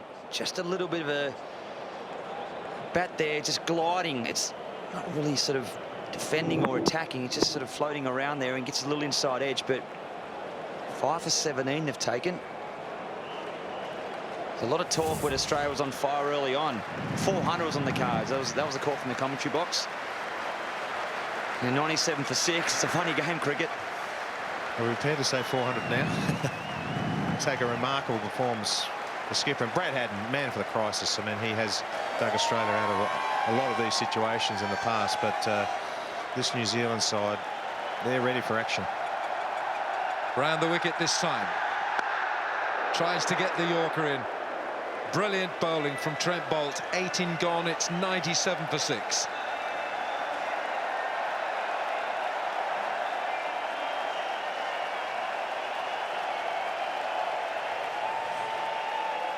Eden Park standing for that over from Trent Bolt. And so they should. Good pace, good aggression, fantastic line and a couple of wickets. That's what you want from a strike bowler. There he goes. He's running down to his fielding position. Deep point, a sweeper. We'll wave to the crowd. They're the moments you love in cricket.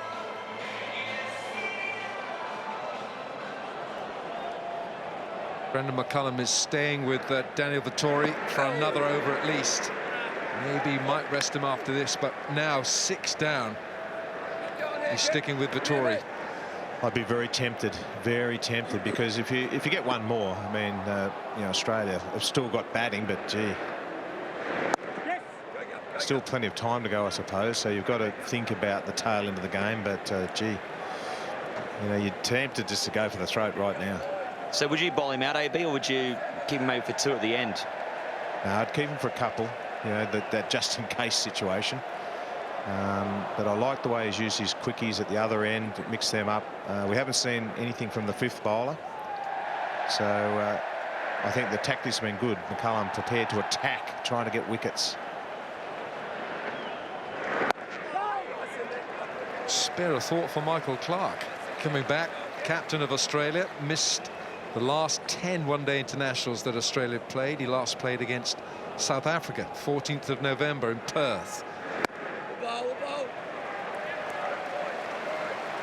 And he's watched it unfold from the other end. He's only faced 13 balls. So he's been out there a long time for 13 balls. Well, sneaks this down the leg side. It hasn't got far to go for 4.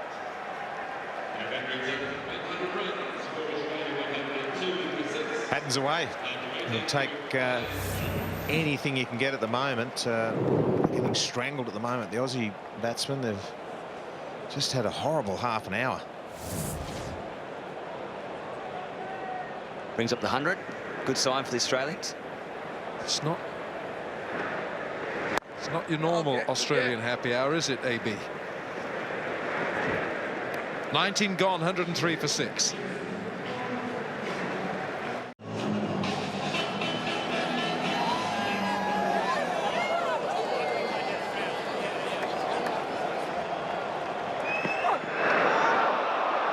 That's extraordinary. Trent Boult. What on earth is distracting Brad Haddin? Well, Haddin's always a busy player. He's always adjusting his helmet or wasn't ready there. The thing that Brad Haddin does do a lot, in his stance, he does take a long time to look up, and he often gets caught off guard. A lot of bowlers have to pull out because he's looking down a lot. See there, he'll look down again here in a second. His head will go down and he'll wait.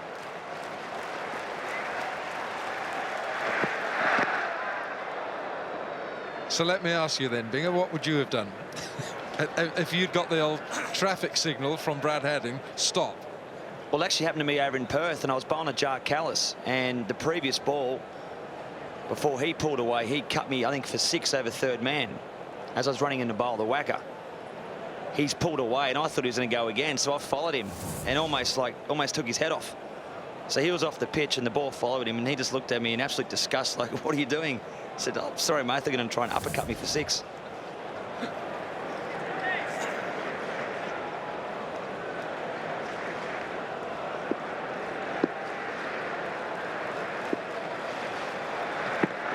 I do like the inventiveness of Brendan McCullum's captaincy. He's always working on a different angle of deploying a fielder in a more unorthodox position. He's got 2 men. He's got one almost square offside, and he's standing himself literally 3 yards from him. He's always looking at angles. Yeah, I had a good chat to him last night at that dinner that we went to, and he's just such a chilled character. I asked him how he's feeling. He said, yeah, I'm all right, just another game.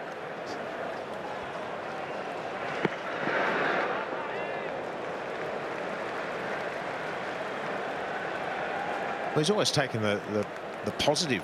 He's always looking to keep the game moving forward. He's prepared to take a few risks as a captain, and but he's been backed up so well by his bowlers. You know, that's the bottom line. You can set fields, but if your bowlers don't respond, you can be made look silly. But at the moment, New Zealand are doing everything right, and his positive captaincy is sort of infectious on everyone. Do like his interaction with his bowlers. He stands at mid-off, interacts with them all the time. He's got 2 of the better fielders in this black cap side in Kane Williamson and Martin Guptill. Terrific fielder, Martin Guptill, in those covers. So he's got the right players in the right positions. Okay, here we go. This was Aaron Finch. Southey getting his own back. Watson finding Southey at deep square. Off Vittori. David Warner. That went to a review. Warner wanted it reviewed. Richard Illingworth gave it out. And the review had the ball clipping the bails. So it stayed with the umpire's call. Big nick behind. Vittori strikes again to remove Steve Smith. Chopping on. Maxwell. Trent Boult wide of the off stump. And he did it again to remove Mitchell Marsh for naught. He's gone. Outstanding. Black caps are all over Australia. Boult again. Well, he does it again, Boult, as we've seen so many times. Great fielding positions there by Brendan McCullum to put them in the right areas. And Michael Clark, he sat a long time out there for his lack of balls his face. I guess lack of cricket too. False shot, gets it up. And a really nice catch. So Boult strikes again. Australia now in a lot of strife. 104 for 7.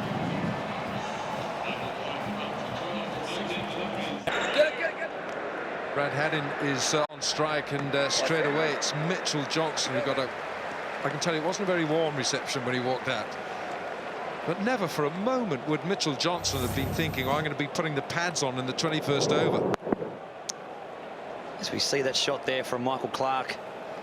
And look at the looks on the face, not only the players, but the crowd as well behind. Very happy. Yeah, Mitchell Johnson would have been sitting in the change room, probably with his shoes off, no socks on, having a cup of tea 25 minutes ago. All of a sudden he's been thrown in the lion pit. Just outstanding captaincy again from Brendan McCullum. He's had those two fellows in that position for Clark. He had them there, he moved them there. Brilliant from Brendan McCullum. I'll tell you who's enjoying this, England, because we gave them heaps the other day when they made 123, saying England don't play one-day cricket, they play half-day cricket. Well, we've got to keep our mouths shut now.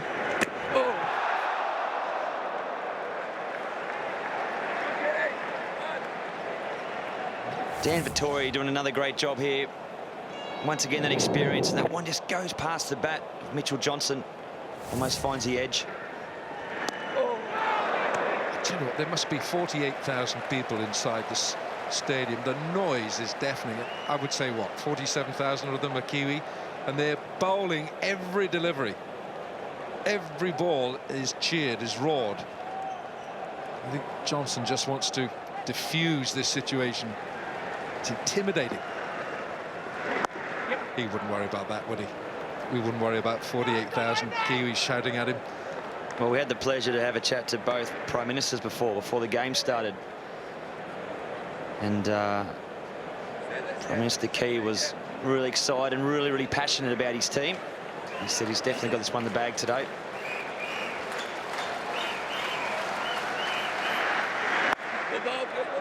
Wonderful bowling from Daniel Vittori, just 2 from the over. 21 gone, it's 106 for 7.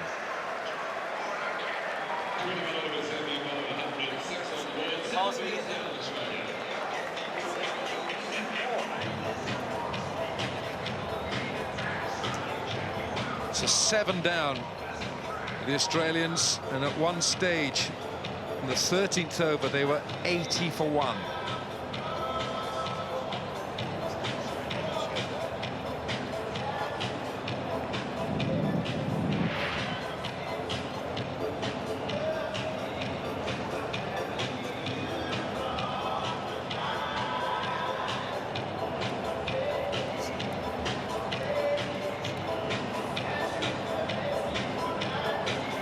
Staggering stuff happening here today. And the depth of the Australian batting has been its strength for a long time, and these Black Caps have just kind of swayed through it. Well, I can't believe it, Richard. Last time I was here, we were 50 off about 4 overs. It was about an hour and a half ago. And all of a sudden, a couple of wickets, and it's just been a procession. The Australians just haven't been able to stem the flow. Luckily, we have got a bit of depth. I mean, Johnson coming in at 9, he's a good player. And Haddin's there, so they've just got a bat time now. We've got to bat somewhere near the 50 overs. 21 overs gone, so it's a long way to go.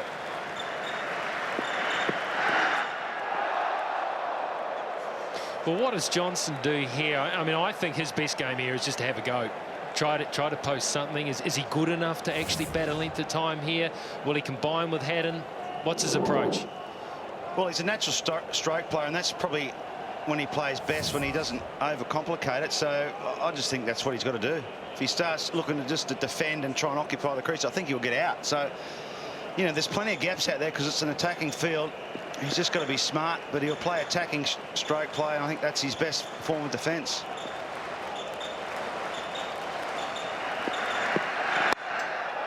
Backs off in the air, another one gone. What a catch that is! Johnson's gone now.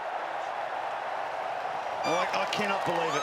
That's such a soft dismissal. He does play his shots, but his footwork, he gave himself room, and a good catch by Williamson. He doesn't drop them at short cover. Good play by the Kiwis, but the Aussies are just folding up. Oh, the Kiwis are all over Australia like a cheap suit here. That was a poor shot from Mitchell Johnson. He's a better player than that. And New Zealand got Australia now 106 for 8.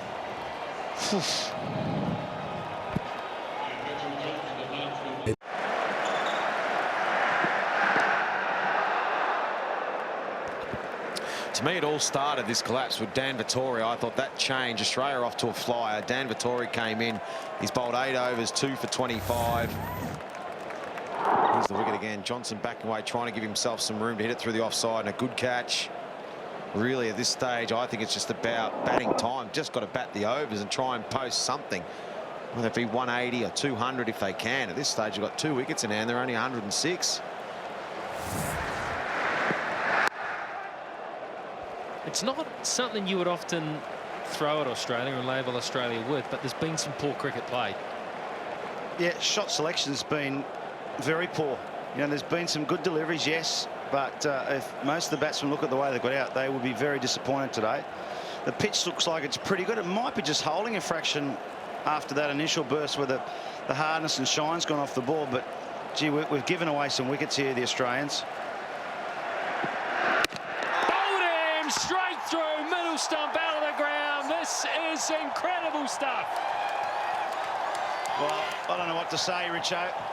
Stumps flying everywhere. We've seen batsmen caught in the ring. We've seen batsmen bowled, and Mitchell Starc, he's gone as well. He's a good player too, Mitchell Starc. Let's just have a look at the delivery. That's middle peg. Just trying to play round it. It's fast, it's straight. He's trying to whip it through square leg, and the middle pole goes cartwheeling across. Australia in all sorts of trouble here, 106 for 9.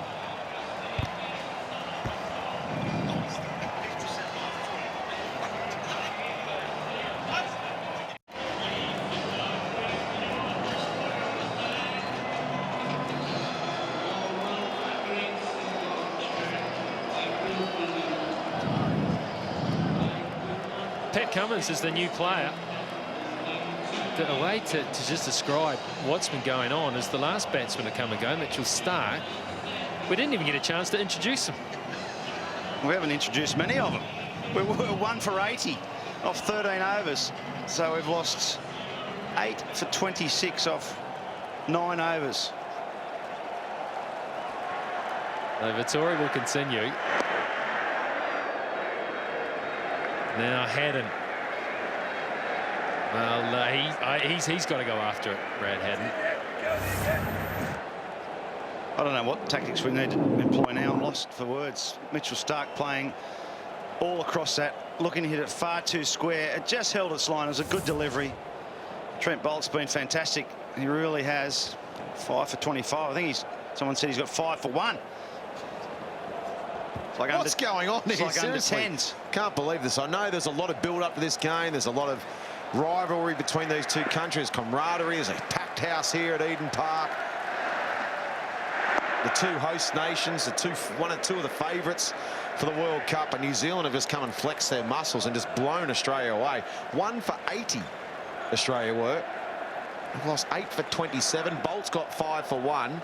Vettori's bowled an unbelievable spell and changed the game. And now Australia they've got no option rather than they've really got to swing the bat and just get as many runs as they possibly can now. It wasn't just the scoreline, it was the way Australia were playing. They had New Zealand under a heap of pressure. It didn't look like you could possibly think this could happen. Well, if it was a title fight, it was like the champ came out throwing punches, swinging in the first round. Had the challengers, the pretender, reeling, and then ran out of gas and got pummeled. Threw too many haymakers early. This is unbelievable. 107 for 9. Like a typical New Zealander, I'll say, well, we haven't batted yet. I think you were giving it to Smithy early on too, Warney, weren't you? I was after that first over, went for 15 or 16. I said, happy with the first over, Smithy. I think he's pretty happy right now. Can't wipe the smile off his face. 108 for 9. He hasn't said much, but he's smiling a lot. Into the over, 9 for 109.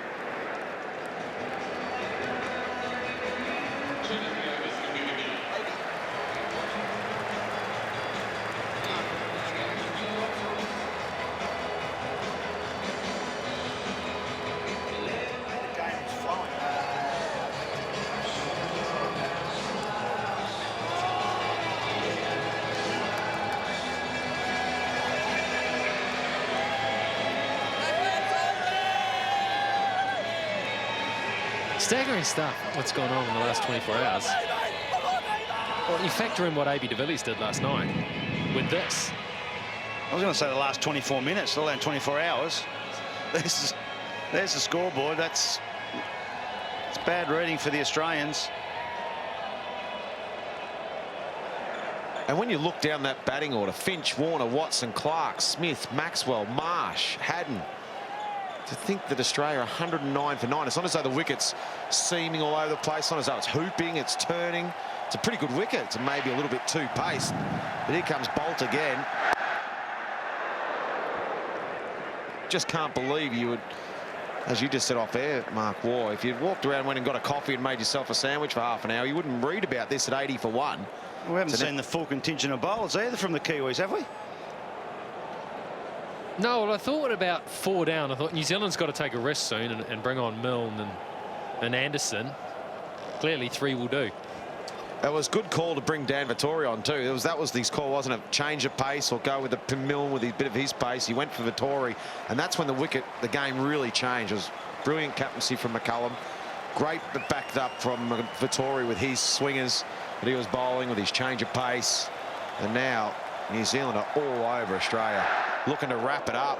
They knocked over the Poms for 123.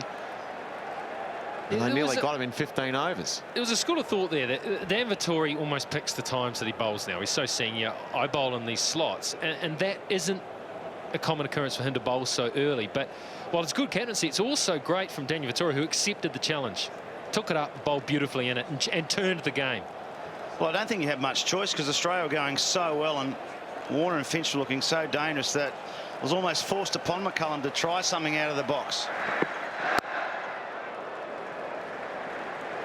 Well, this is just attack now. This is just attack from the New Zealanders. 4 slips. A real traditional test match field for a test match opening bowler. Surprised he's got no gully though. A left-hander to a right-hander. That's an area where Cummins may look to score some runs. He's no mug, Cummins with the bat. He's a good number 11. Might send a back pad and a leg gully as well, would you? Get them all in there. I think he's betting on, if he does push it one, it's going to go in front of square, because you've got to catch her in front of square.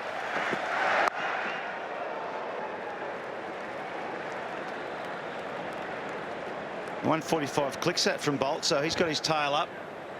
He's actually bowled quite sharp today. He's got a real quick arm action, and there's the wicket of Glenn Maxwell just chopping on there. Mitch Marsh just feeling for the ball, which you can do early in your innings, and it got chopped back onto the stumps. And Michael Clark on the up through the cover, so everything's going the Kiwis' way. That was a strange shot selection from Mitchell Johnson, and then Mitchell Stark poles everywhere. So that's the 5 wickets from Trent Bolt.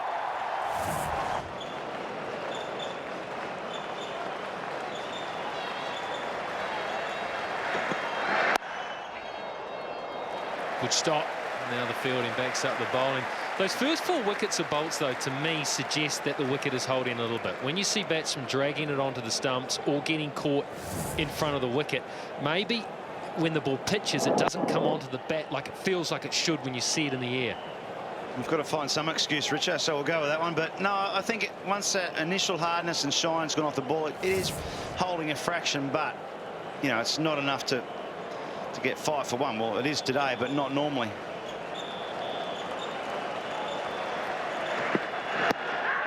Close. Mayer pitched outside leg stump. Yeah. And today, well, everything goes his way, not that one. 111 for 9. It's going well for New Zealand's opening pair in this tournament so far. Well, Richard Hadley did say they were the best opening combination for a long time.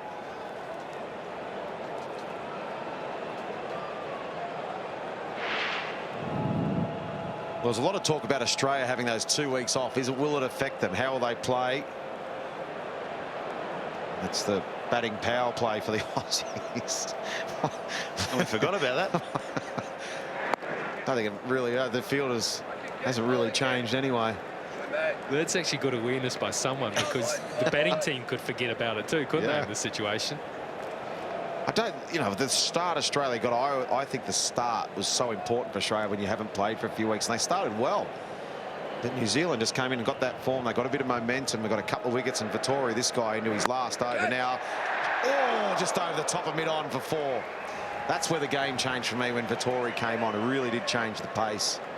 Southey then knocked it over with a Davey Warner 50-50 LB, and it just all went New Zealand's way after that with some poor cricket from Australia. But even when Vettori came on, you didn't think it could possibly be such a collapse. I mean, he got Shane Watson out on a ball which should have been hit for 4. And really, that was the turning point, along with the Warner dismissal. As this one's punched through the offside, it won't quite get there. The outfield's a little bit on the slow side, so that's a good result. 6 off the last 2 for Australia. Brad Haddin. You'd be a little bit nervous in this over, Dan Vettori. It's his final over. It's a power play. The intent's been shown by these batsmen. Dan Vettori would be nervous, you reckon, Richard? I think he'd be pretty happy with how he's gone. I think he looks too nervous. What are you going about? Well, he doesn't want to get spanked in his last over, does he? You don't want to ruin the figures. I reckon he'll be trying to wrap it up here and end himself up with 3 for 30. Walk off bowling Australia up for 118. Straight. Is it far enough? Yes, it is far enough. Shot from Brad Haddin, a simple shot. That's a short boundary down there, and he's just played the ball on its merits. It was fairly full from Vettori. He might be a bit nervous now. I was say maybe he's a bit nervous. It's got a bit too full. It's a simple shot, though. Good result. Nice get. Oh, get. I think he spent most of this over, Vettori, trying to bowl that soft single ball. Just give the batsman a single. He comes down and strike, but Haddin hasn't let him.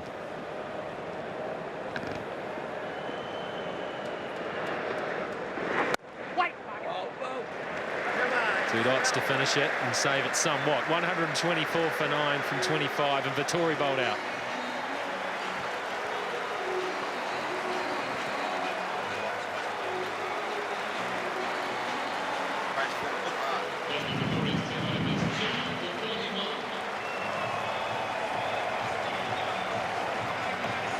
Ten overs, 2 for 41. Daniel Vettori. In fact, he was a better 10 overs than 41. Haddin just got him in his final over there.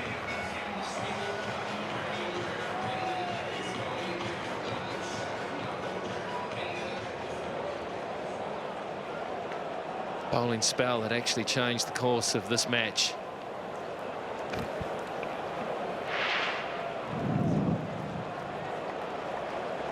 All right, 3 slips and a fine-ish gully now for Bolt. Excellent spell from Dan Vettori. He's finished 10 overs, 2 for 41. Bolt's into his last over now too. He's got 5 for 27. Ripped the heart out of the Australian team. And in tandem, it's been a fantastic partnership for these 2 bowlers against the Aussies. Really, Australia now have got to just try and post 180, give himself something at the moment. I mean, they've got to put a big last wicket partnership on. And they're bowling pretty well, New Zealand. It's going to be tough, but they've got to post something. It's a good short one. We're only halfway through the overs, 25 overs, so we're halfway. That's a good short one from Bolt, just to let Pat Cummins know he can't just lunge on the front foot. Played it well, though. Got out of the way at the last second. And if people haven't heard too much about Pat Cummins, he actually can bat, even though he's batting number 11. He's a handy, he can actually good striker of the ball, and he's no mug with the bat at all. He can bat, so with Haddon there, they can get some sort of total. We're talking it up, aren't we? We're going to talk about something. We're 124 for 9. We've got to talk about something. Yeah, we're talking about our number 11, how good a batter he is. He is a decent 11, though. He is. He's a handy 11, yep. He's not a number 11 in the Find old... a positive. He's not a Chris Martin or a Danny Morrison number 11. Finding positives here, aren't we? Plenty of positives. Well played.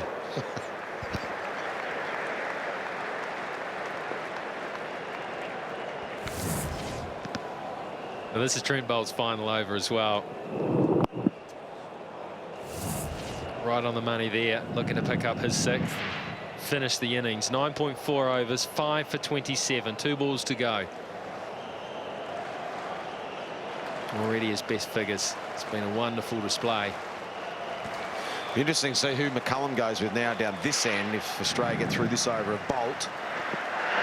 Will he bring on Milne, who we haven't seen yet, or we go back to Southey and try and get it to rough it up? Even though he's been a bit expensive, he's still taking some crucial wickets. I'd be tempted to go with Southey, get him on. Oh, no, I'd go with the Heat. Well, they're going to need 2 new bowls very shortly anyway if we get through the next over or 2. Bolt's into the last ball of his spell.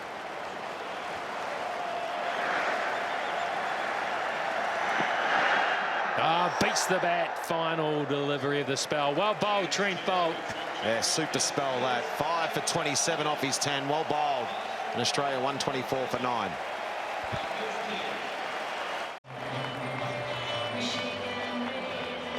So Tim Southey from the other end now.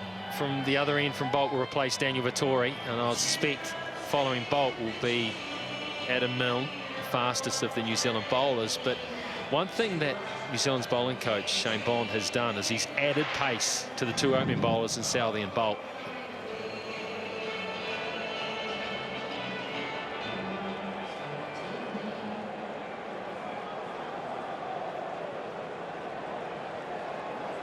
So Tim Southey into his 7th over. He's picked up a couple of good wickets. The field spread for Haddon, who's on strike. It's times.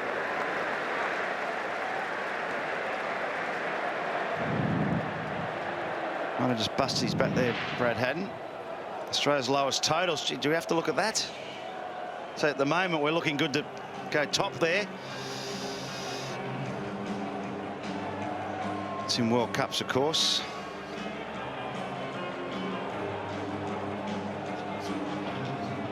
Gee, that record stood for some time as well. 1979.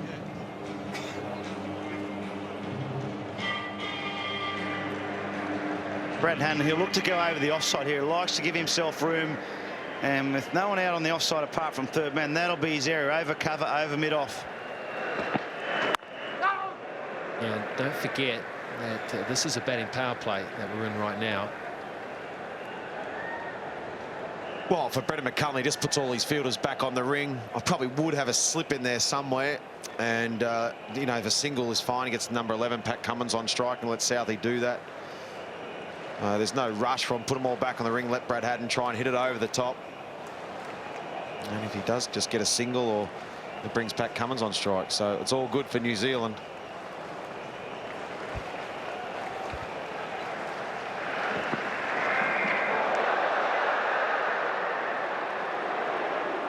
So why, Richo, you're saying they've all put on a little bit of pace. How's Bondi done that? Just more explosion through the crease, a quick arm action? How do all of a sudden you get 5 Ks?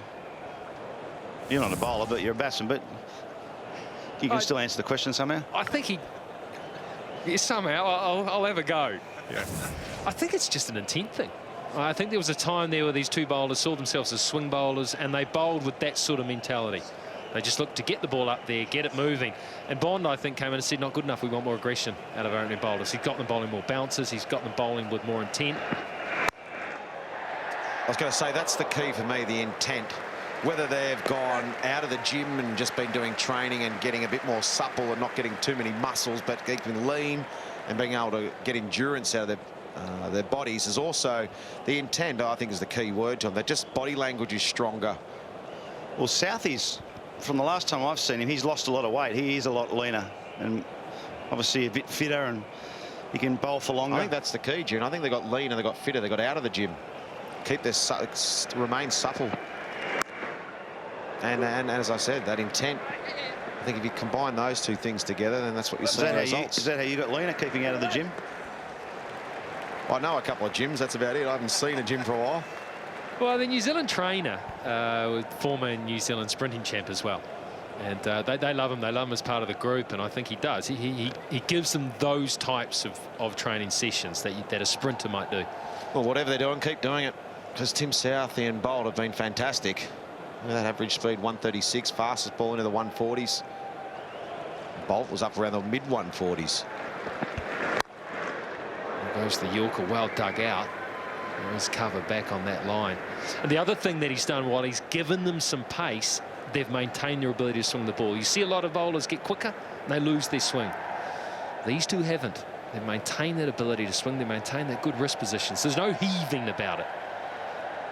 Yeah, it's handy if you can bowl with good zip and also swing it. Well, it makes life tough for a batsman. You don't have to be a huge swinger of the ball, just enough to get it off the straight and narrow. As we see a change in the field, we get 3 slips in place for Pat Cummins. He's looked pretty good with the bat. He played and missed 1 off Trent Bolt. And apart from that, his 14 deliveries, he's looked okay. Could bat 5.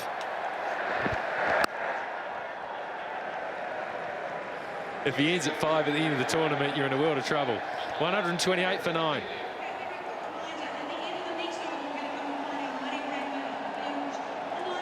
So Southey, 7 overs, 254. Don't forget, he took a bit of punishment in the early stages. It was it was brutal stuff by the Australians in the first few overs. The New Zealanders showed composure under fire, I guess you could say, to pull it back. That's where the Australian bench will be shaking their heads, because they started off so well and there's nothing much in the pitch, is there? A little bit of swing, but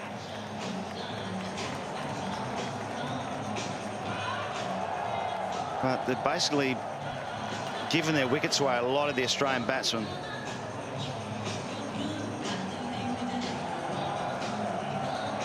It's going to be Milne to replace Bolt. A sensational spell from Bolt. But yeah, you're talking about the wicket, and there's been no demons in it. The first 10 overs, it came onto the bat okay. Then after that, maybe slowed up a tad. The odd one maybe holding in the pitch. But really, there's no demons. It's been a good wicket.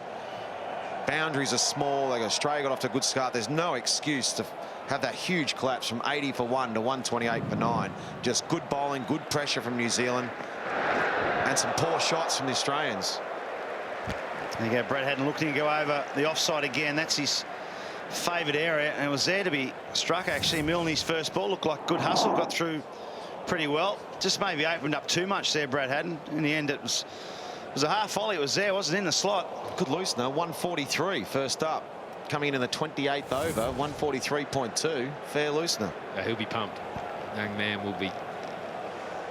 The adrenaline will be coursing through that body, and expect them to bowl quickly.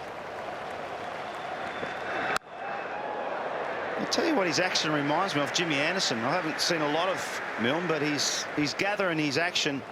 That was 151. Jeez. Where's the wind come from? The breeze. That's quick. But he's got a Jimmy Anderson type action. Obviously, probably 5 Ks quicker than Jimmy Anderson, but it's a lovely fluent run up and a nice aggressive action. Crowd's just seen that too. 151.5 kph has flashed up on the big screen. I reckon he's got to crank this one up too. I reckon he could beat this ball. He's on the money. Oh, 150.4. Well, they say the full balls are the quicker ones, so he was looking for that 155. Look at his action. Nice run up, good pace. There's that pace, you know, through the crease. Very similar to Jimmy Anderson, isn't it? Just as he gathers the ball there, you could see then very similar to Jimmy Anderson.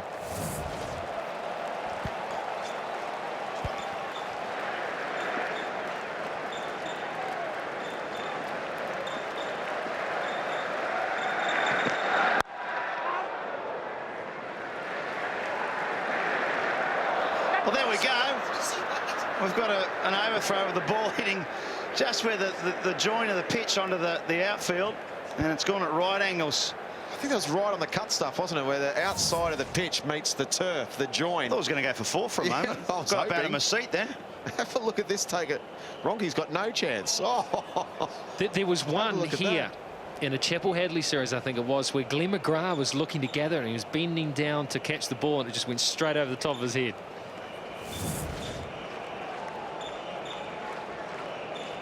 I was going to say it's regulation for McGrath.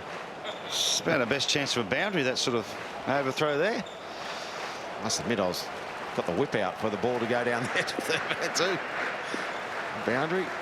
Rightio, Pat Cummins facing 150 clicks from Milne, steaming in. There's a little flash. The crowd's behind Milne here. They're giving him the chant as he charges in. You're talking about the crowd, Richo. I think it's fantastic to see, when we've done a few games here in New Zealand, the whole country getting behind the cricket team. It's obviously with the All Blacks and everything has been fantastic, but also the cricket now is right up there. They're hosting the World Cup with Australia. It's great to see the whole country really getting behind the team. They're believing in the team. It's great to see them playing so well. And it's just the atmosphere here at the ground. The roar when a couple of those wickets went was as loud as anything you'll hear, ever. Yeah, and this Blackout side has shouldered that expectation as well. It's a pressure that comes with it. Well played, well kept out. 129 for 9 after 28.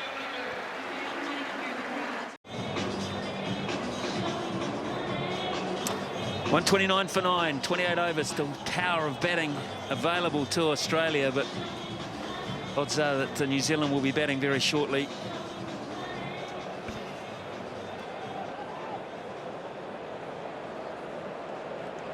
Tim Southey. Up and over, good batting from Brad Haddin, dangerous player at this time. Yeah, well-earned boundary for Australia. And there's only one way for Brad Haddin to go, and that's that way. He'll pick the right delivery. On back on the offside, just for Brad Haddin, 3 out on the leg side. Well, he's dominating the strike, and that's what he's got to do now, but New Zealand got to get him off it if they can, or out.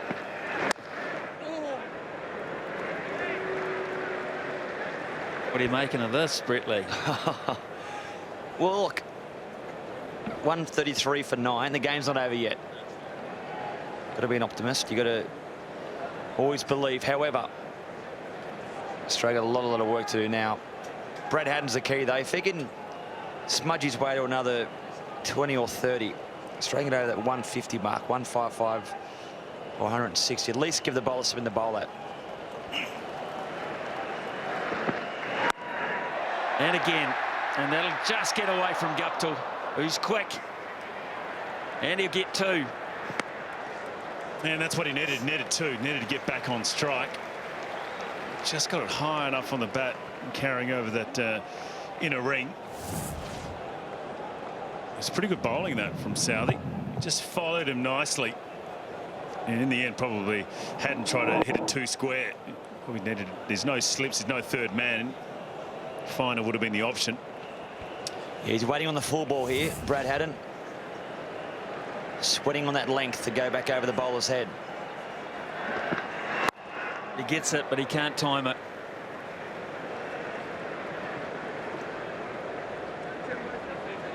Tell you what we're going to see. We're going to see a quick response by New Zealand when they come out to bat, though. They're not going to hold back. No, Brendan McCullum won't do anything but hit. He's in that mood. He's been playing that way for 18 months. And he will be thinking, I don't want to have any doubts about this.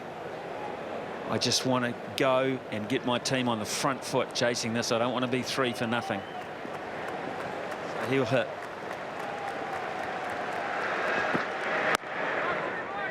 Tell you what, though, 3 or 4 for 20.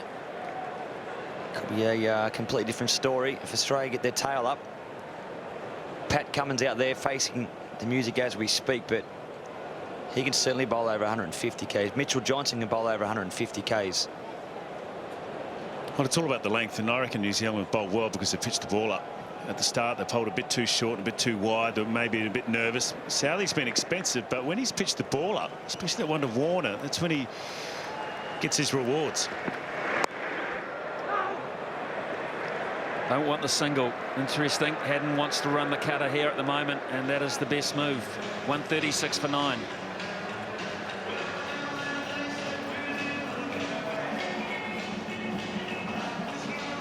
So Southey 2 for 61 from his 8 overs, and Mill just the 1 over for him so far. Australia 136 for a loss of 9, and they have not been able to stem the flow because they lost wickets consistently.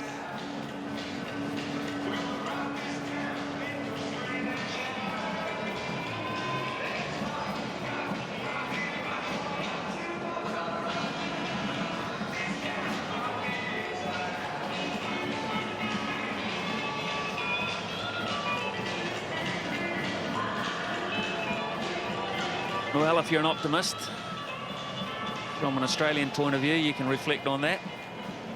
Port Elizabeth, Shane Bond, he did a bolt. He absolutely tore apart the Australian top order. And then Australia came back even better, even stronger. Wait. And that's an Australian spirit, isn't it? You never give up, always keep believing. It's instilled by Alan Border and then on to Stephen Roger Waugh.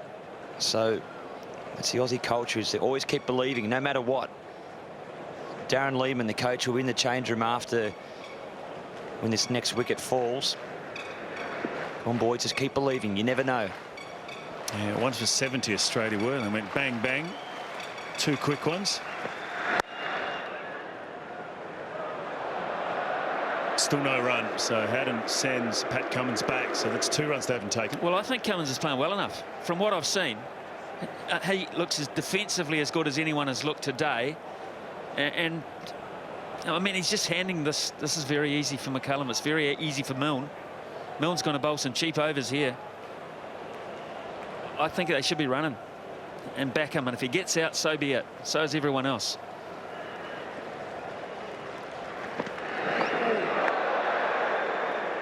Well, that's right. Oh, I think they should be taking them as well. What is it now? 3 balls into this over. Missed 2 opportunities. But that's the way Haddon's decided to go with it. But for Australia today, they lost 2 quick ones around the 80 mark, and then they lost 3 quick ones around 95 run mark. And they've just gone bang, bang. That's cracked this game wide open. So what, the next thing's going to be exciting, isn't it? McCullum versus Johnson and Stark, Cummins. Cracker of an afternoon coming up.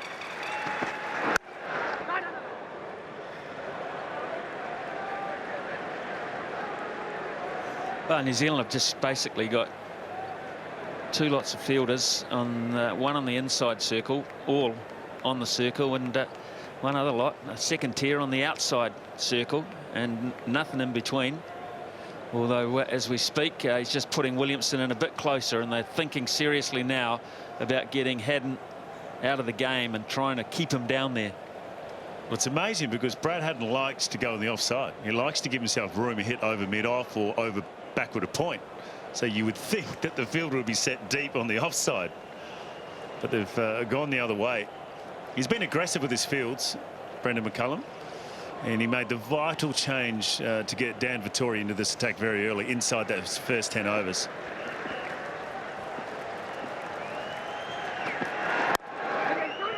Well, run-outs are on now. And New Zealand can feast on that opportunity as well, because Haddon's desperate with 1 ball to go to get down the other end.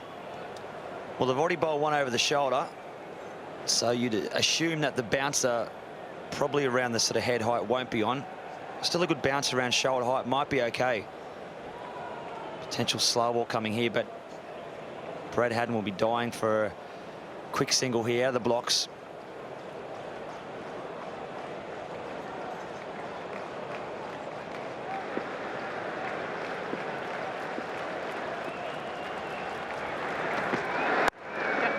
Oh, good shot. May well get a boundary. Yes, he does. Guptill's despairing dive. Can't prevent it. It's 140 for 9 after 30.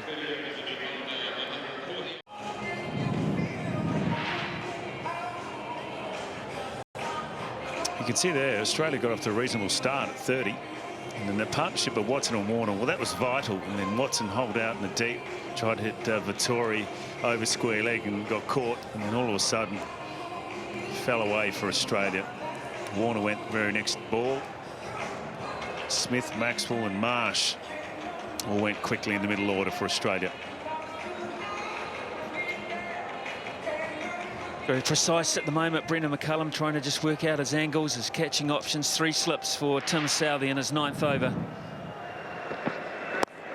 Great shot. One of the best of the day. And from the guy that's batting at number 11. He certainly can play. He's certainly not number 11. Patrick Cummins. Good time on the ball.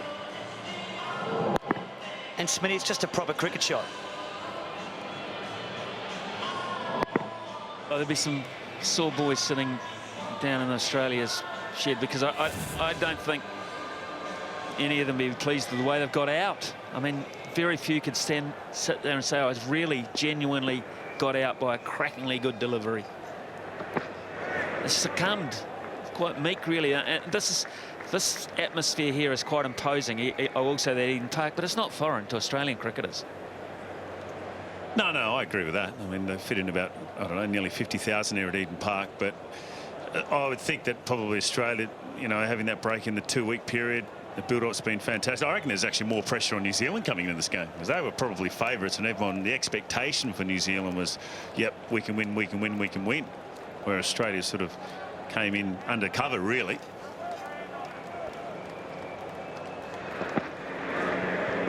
Turning out to be a beautiful partnership, this 38 of just 51 balls. So Brad Haddin and Pat Cummins doing a great job for the Aussies, trying to give themselves something respectable to bowl at. Well, 144, 150, I reckon it's game on. No doubt about that. Yeah, it's not ideal if you're only defending that amount of runs, but it's okay. You get a couple of early wickets and all of a sudden can turn around very, very quickly. It's amazing when you look up, there's 103 on the board. It can be over very, very quickly. But as you said, BJ, if they can get over that 150 mark or even 160, it's definitely game on. And also, you know that the Kiwis are going to come at you in those first 10 overs, so they're going to be playing the shots. It's well played from Pat Cummins. It's the second one he's played like that. Gets himself to a pretty good position, then just turns away.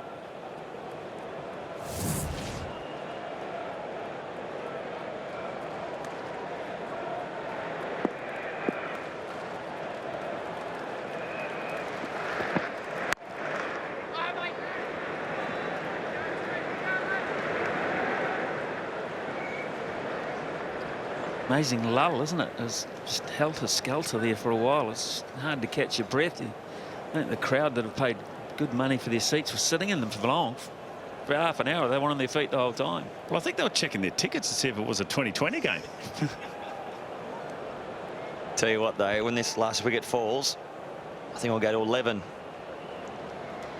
11 on the scale out of 10, obviously.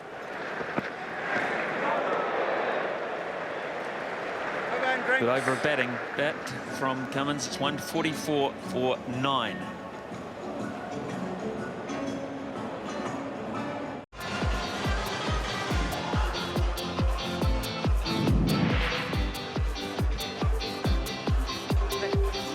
.144 for 9, and Australia in disarray. It could have been a lot worse. They could have been all out by now. It's a great partnership.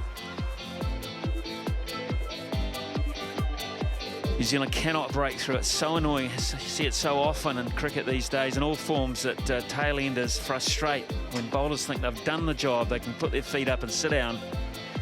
Frustrated. 38 from 55. And the story has been Trent Boult. Yeah, it has indeed. He has been superb today. Plenty of talk about Tim Southee coming into this game, but the left arm has backed it up, and that was a quick one there. The two quick ones of Marsh and Maxwell, and all of a sudden they got the skipper Michael Clark, and that one there from Mitch Johnson stepping away to leg stump, hit it straight to cover, and Mitchell Stark had the middle stump removed. And it was some good hostile bowling from Trent Boult, some good pace too, high 140s, his best bowling figures. And Southee, 2 for 65, has been expensive today. And Vittori, I thought, has been outstanding. Yeah, only got 2 for 41 from his 10, but he put the pressure right on Australia and allowed Bolt at the other end to take a fifer. Here's Milne. And Australia are looking to get 2 here. It'll be dodgy. And maybe they've thought about taking them all now. Well, I think you got to. The last over that Milne bowled, they didn't take 2 singles in it. But I think Pat Cummins is good enough. If he's evading bounces and he can play shots down the ground for 4, then you've got to take what you can get. Tell you what, it's a pretty handy bowling attack, isn't it? The New Zealand cricket team have got some good pace, and I reckon Shane Warne was spot on when he said about the bowlers look like they are super fit these days. Lost a lot of their muscle size, and there's cricket fit, and that's the most important thing, I believe. Good pace from both ends. It's pretty much his last project, this, Shane Bond, with this bowling group. He's out of here, pursuing other interests in the game, which is a shame. Yeah, it is. It is a shame, because whenever you get a bowling quartet that you can stick together and bowl well over the next period of a couple of years, you want to keep them. And certainly the support crew. One thing I've loved about McCullum, though, is in all 4 games that they've played in this World Cup, I reckon he's had 3 slips from nearly 50% of the time with his quicks. So he's put the pressure on the quicks, really, and said, look, you're good enough. I've backed you in. I've got 3 slips. You just get in the right area, and that's enough. And they've responded really well.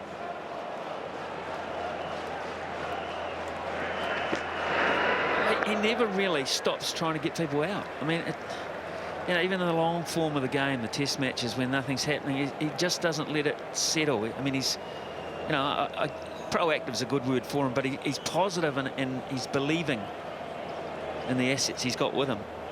Yeah, and I think that since he's taken over the captaincy role, he's really got the best out of his players. He's a terrific guy. They all love him. Certainly a team player and team man, and he always puts his team first, and I think the team's really responded perfectly. Oh, brilliant. Brilliant Guptill. Save 4. Geez, I reckon the crowd thought it was all over. They thought that was the 10th wicket. Certainly stopped a boundary. Yeah, and that's the hot spot there. Back of that gully sort of position that we see, you know, Jonty Rhodes or A.B. de Villiers, Ponting in stages, Stephen Smith. Good bit of fielding.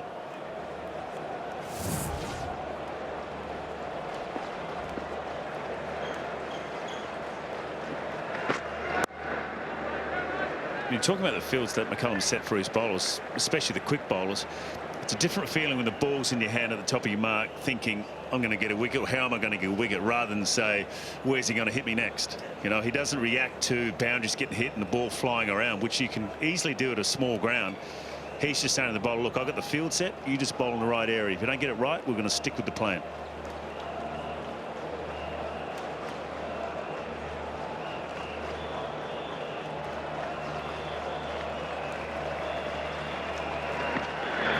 Just one from that Milne over. 32 gone now, 145 for 9.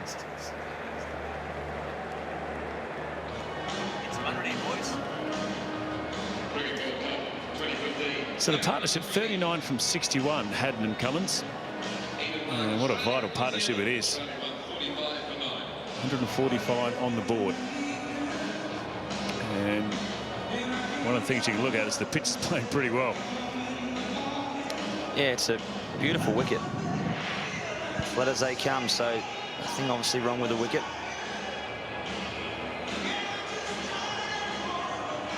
But you're right, BJ. I think the first sort of 5 or 6 overs, their length wasn't right. Once they've pitched the ball up, they've got the ball to swing, and they've got the ball in the area to take wickets. And that's what Australia's got to do.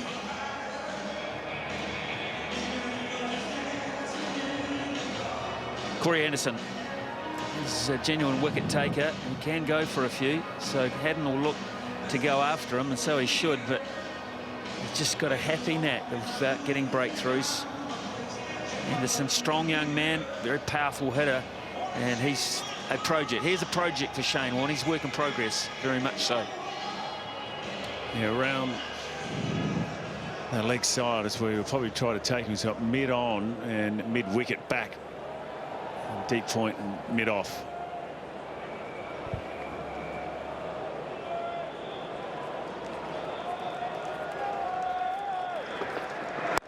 Great shot. Beautifully struck for 6. It's the most glorious shot to watch in the game, isn't it? Well, welcome to the crease, he said. Brad Haddin, he's got that knack of digging Australia out of trouble. That's just a beautiful swing. Great shape from Brad Haddin there. Watches the ball sail over the fence. That's a half volley. And it's a pretty easy option for a player of Haddin's class. So Anderson's got to get his act together under pressure very, very early in his spell. This time he should be out and it's out. It's all over. Anderson has done it. He stopped on the shot, Brad Haddin. And now he'll run and put the other set of pads on because Australia have to do some bowling very quickly. Well, 1 for 6 if he had with that Anderson. He got a big welcome in the crease and then he picked up the wicket of Brad Haddin. So it's a massive wicket. Brad Haddin trying to advance down the wicket again. Just took the outside edge and a nice catch. Yeah, they fielded well. Brendan McCullum has done a fantastic job with his boys today. Only halfway done though, it's still game on. 151 on the board. Australia got to come out and they've got to bowl well. Can't get overruled. You've got to get the ball in the right area. For New Zealand, well, their bowlers have been outstanding. Trent Bolt, 5 wickets for him. Tim Southey was the talk coming in after that 7 against England, but Trent Bolt has been outstanding here at Eden Park in front of a capacity crowd. Yeah, they've hunted into pack. And that man on screen now, Trent Bolt, terrific effort, his best figures. And so he should get cheered off as well.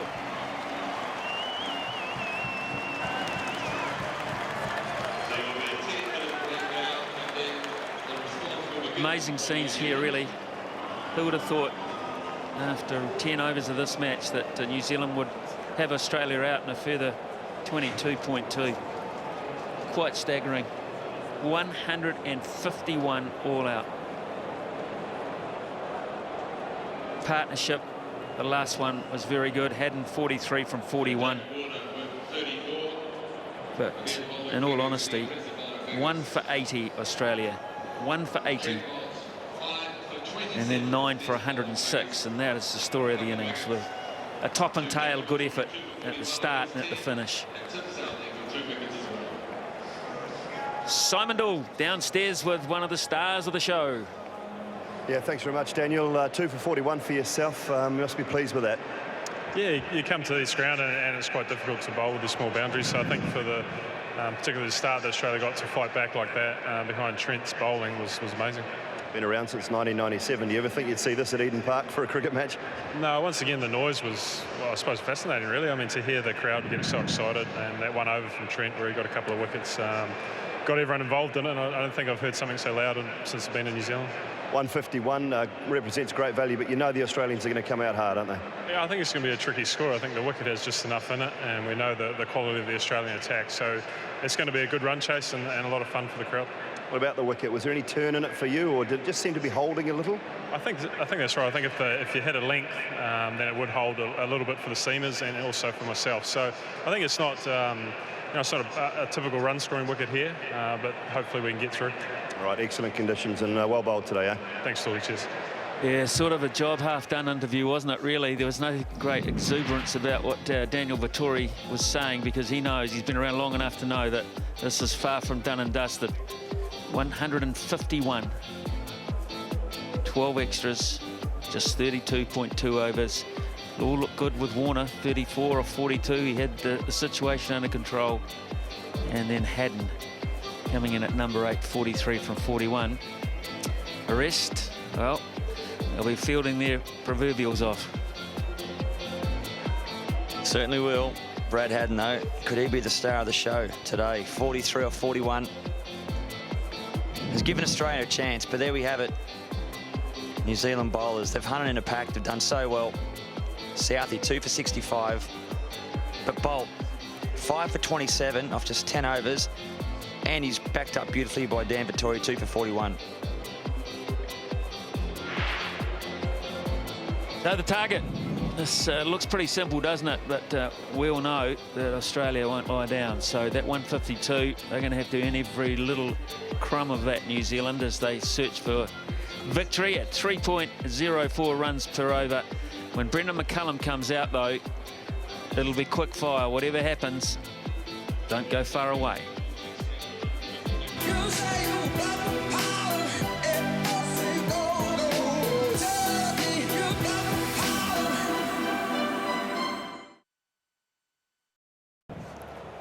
Alan Border and Shane Warne think of those sets of figures. Yeah, good afternoon, Wilco. AB, good afternoon, everybody. Well, New Zealand have just been fantastic so far in this game, but they've still got second half to go. They've still got to chase 152. Mitchell Johnson, Mitchell Starc, Pat Cummins, they'll come steaming in and bowling around 150. Hopefully swing the ball, make it uncomfortable. That's flying away. It's the shortest boundary on this ground. It's a no ball as well. The no ball four is nearly the worst possible start. Now a free hit as well. The start was exactly what Australia didn't need to do. They need to take a few early wickets against New Zealand. They need to knock over McCullum early. Yeah, it's a big no-y too. We saw when New Zealand played England against that low score that England made, 123. They came out. McCullum 77 off 25 deliveries and try to get them as fast as they possibly can. It's going to be a lot harder to do that against this attack. Free hit it is.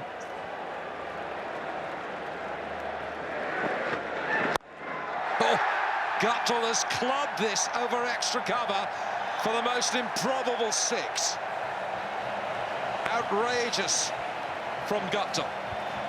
So we've got 11 off one ball. Not quite the start the Aussies were looking for. And talking about ticking boxes, I mean, what boxes have they missed out? The Kiwis have been fantastic. And then all of a sudden they've faced, well, basically one ball and they're 11 without loss. Tell you what, that was like a home run. Just flat batted it. Good part of 80, 90 metres. 11 off one ball.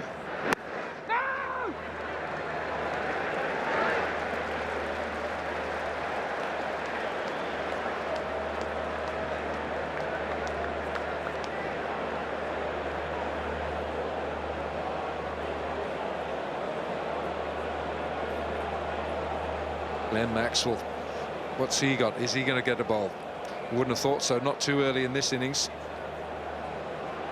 Martin Guttel, last 5 innings, averaging 40 with a strike rate of 86 and his best a 76.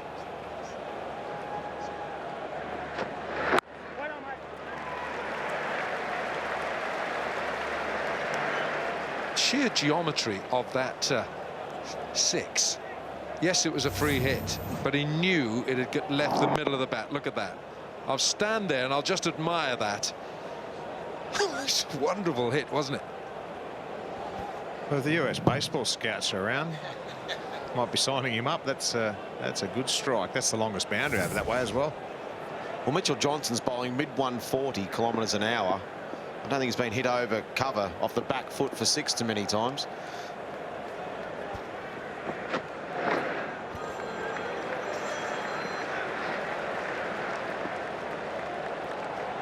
.146, that delivery from Mitchell Johnson. Transformation in this match from Australia winning the toss, 80 for 1. Warner and Finch flying out of the blocks. Finch played a superb straight drive that went into the top tier of the stand here. Suddenly it was Southey and co were under the pump. 80 for 1, 106 for 9.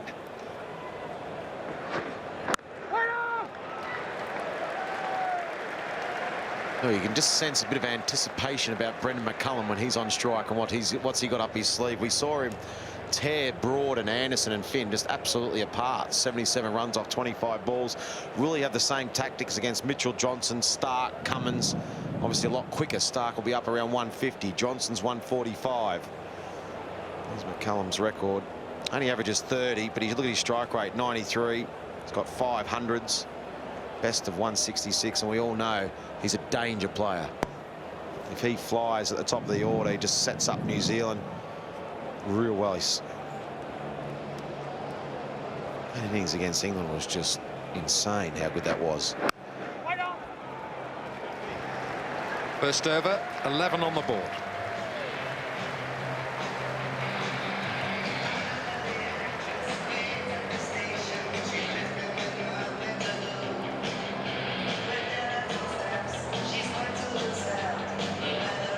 Last delivery was bowled at 147.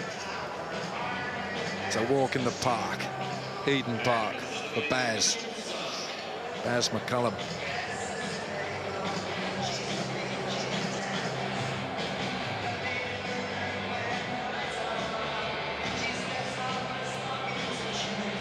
Mitchell Stark.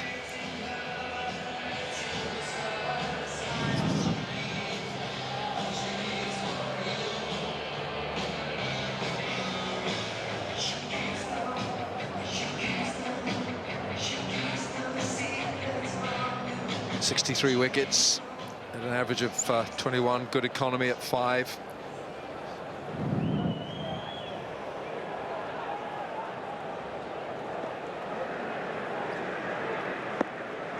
Brendan McCullum has had a full over to have a look at what's been going on out there.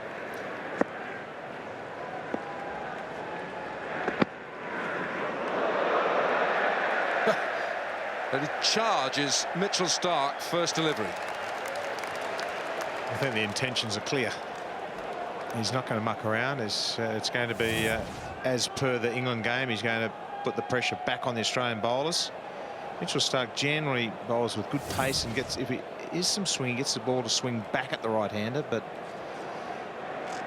yes, he's going to be under the pump, that's for sure. It was a nice loosen, though. It was 147 kilometres an hour, Mitchell Stark, so...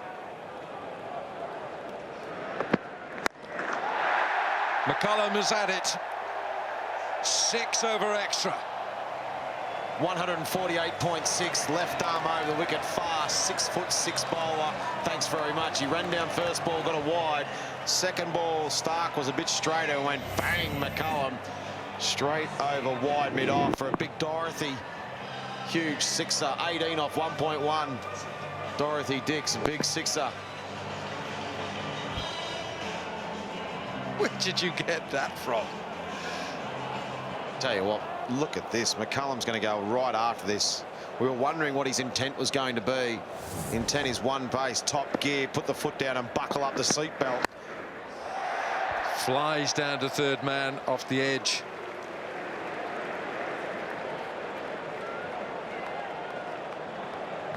He's got an attacking mindset, hasn't he, all the time. No sixes in first 10 overs. Well, Chris Gale, that's not a shock. Over the last 10 years, Brendan McCullum 65. And then a long way to the rest. Well, Chris Gale got 16 of them the other day against Zimbabwe.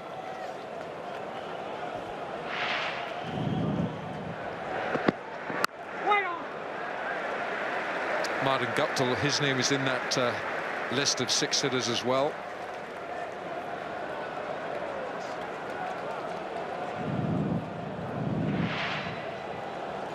Yeah, Chris Gale, 15 sixes against Zimbabwe. You go down a couple there. Jesse Ryder, another New Zealand player who's not in the side, but he was a very dangerous player as well, 26. Paul Stirling, the Irishman.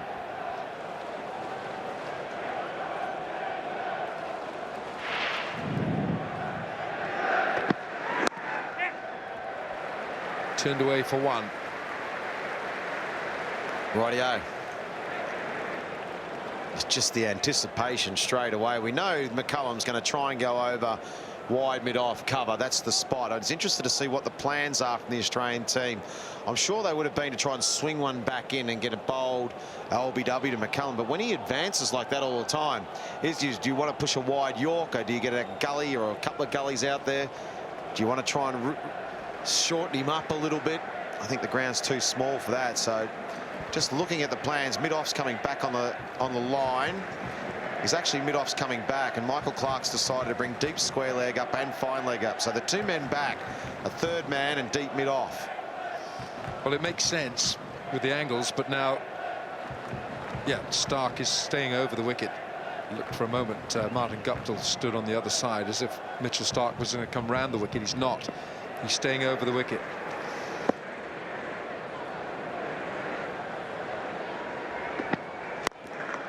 Oh, that's straight, hard. He's got an incredible eye, hasn't he? I mean, that's good pace from Mitchell Stark, and he's just walked out there. 148 Ks. You know what, though, AB? That's in the slot. That's not a good... The plan is surely to bowl full Yorkers at Brendan McCullum or short back of a length. You can't just pitch it up on a length. It doesn't matter how fast you are. You can't just lob it up on a length to Brendan McCullum because he's going to dispatch you into the stands. You've got to have a plan. I think that's what we're looking at. What is the plan to Brendan McCullum? At the moment, it just looks like he's waiting to make a mistake. Another one off the edge. That's what they need to do, Wilco. The full one like that. Full. Don't let him get up and under it. 25 for zip.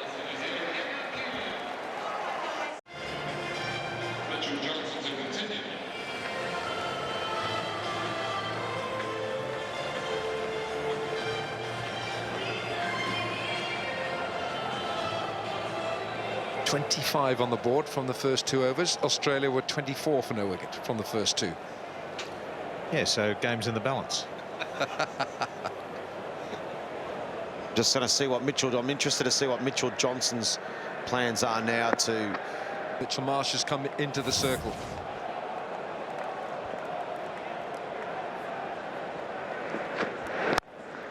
Over extra. McCullum is laying into the Aussies. Well, this is tremendous batting, but we're reacting. The field placings are a reaction to what's happening. They haven't sort of walked out there with a specific plan because every ball there's been a change in field. So well, this is what McCullum can do to you. And both those deliveries have been right in the slot. You've got to be in tight to him, short of a length.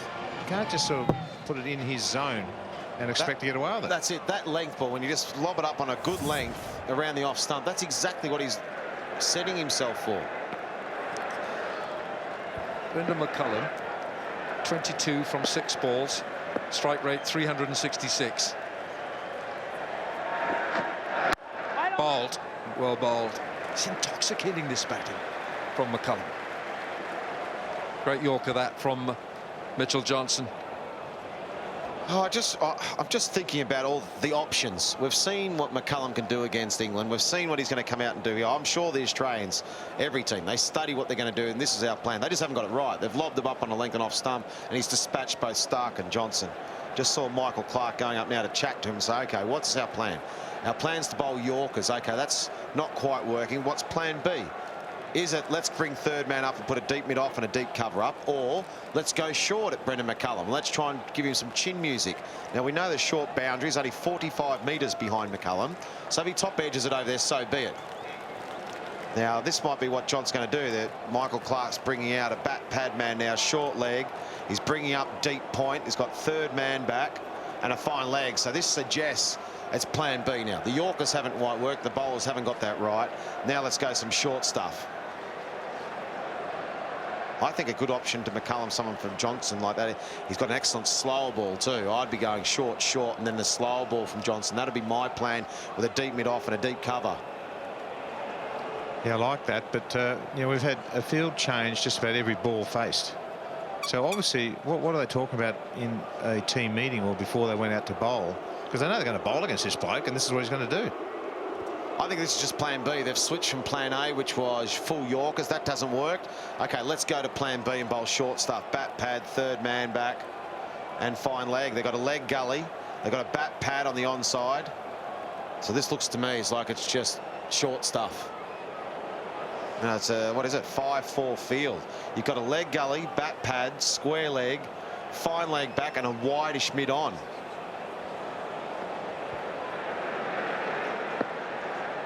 OK, here we go.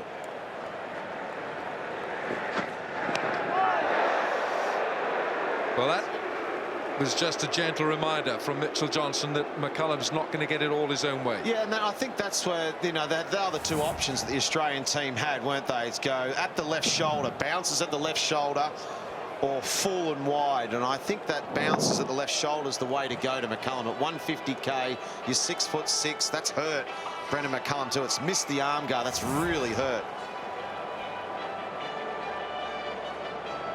Yeah, it didn't quite bounce as much as Brendan was expecting. We knew what the line was going to be with the field that was set, but this is a nasty blow. Look, hopefully it's nothing more than just a impact injury. But just didn't quite bounce, and bang right on the side of the elbow. Trust me, that hurts. Yeah, let's hope he's okay, because he's trying to be tough there and show that it hasn't hurt much and don't rub it. But I tell you what, at 150 kilometres an hour on the point of the elbow there, that's really got to hurt. Oh, shit. Oh, that is a horrible blow. Brendan McCullum. Well, now, will he be able to grip the bat, hold the bat?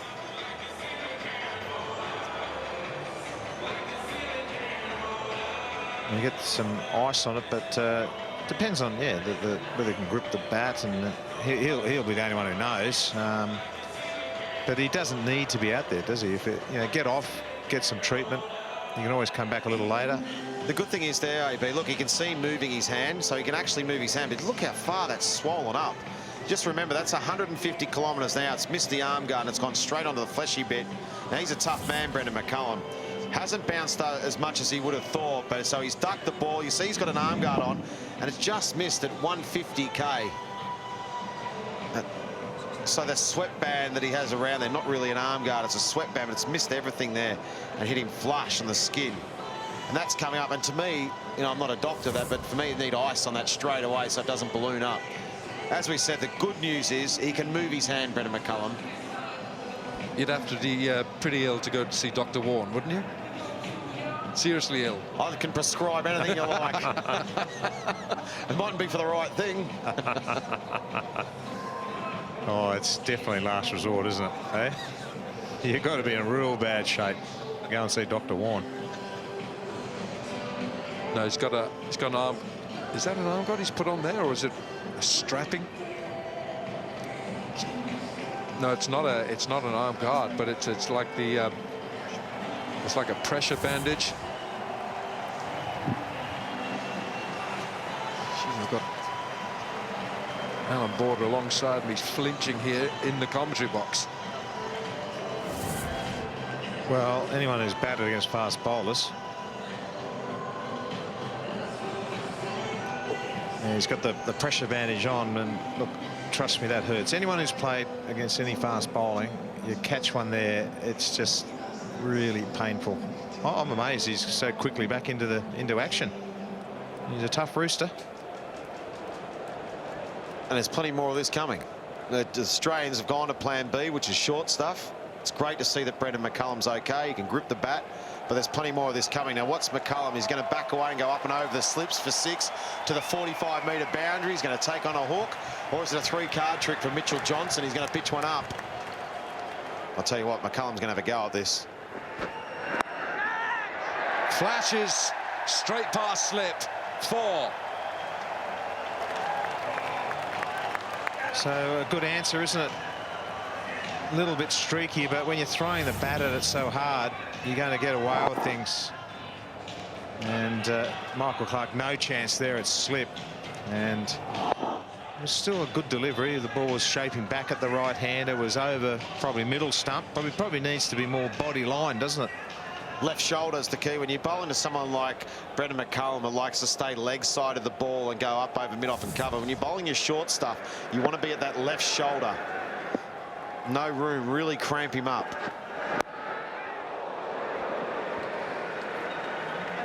Three overs gone, 39 for no wicket. New Zealand 39 without loss. 39 on the board. Johnson, none for 25 in 2. Who wrote the script for this cricket match?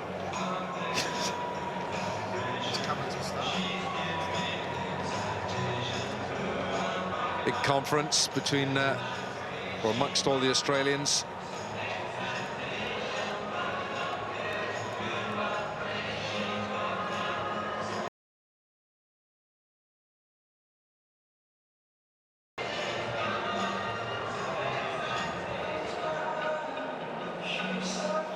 None for 39 after 3. So great start for New Zealand, chasing down a small total. Martin Guptill watching all the action from the other end. He's made 11 off just 9 deliveries.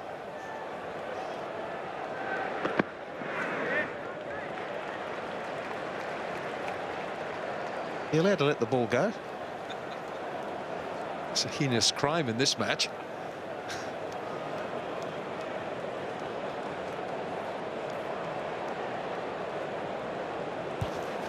Spoke earlier about the 2 weeks off that Australia had, and I get a sense that there's no excuses for Australia. They've been poor today. New Zealand have been great. I just think that they're sort of starting their World Cup campaign again today because they haven't got into it. They got into England, the build up against that opening match at the MCG, 90,000 people. They go on to make 340 and they're away. Try and get that momentum against Bangladesh. Gets washed out. So they've just sat there for 2 weeks anticipating the informed team come to Eden Park and play New Zealand, the informed side in their home patch. And they're 1 for 80. So that was, to me, was the start. But I think it's hurt them not playing that cricket. But today, you've got to take your hat off to New Zealand. They've just been outstanding. McCullum's been outstanding with his captaincy. Bolt was brilliant. Dan Vettori changed the game. And now this start from McCullum and Guptill was giving it to Australia straight away. Australia would have sat in the dressing room and said, OK, let's come out there, stick to our plans, take 2 or 3 early wickets and get New Zealand under pressure. Well, they're 40 for none of 3.2. So everything going for New Zealand at the moment, and Australia have got to show something. Got to show a bit of ticker. They've got to show a bit of something here to fight back and not let New Zealand just run away with this game and win easily. They've got to take a few scalps with them. Got to put some pressure on New Zealand. 40 for none.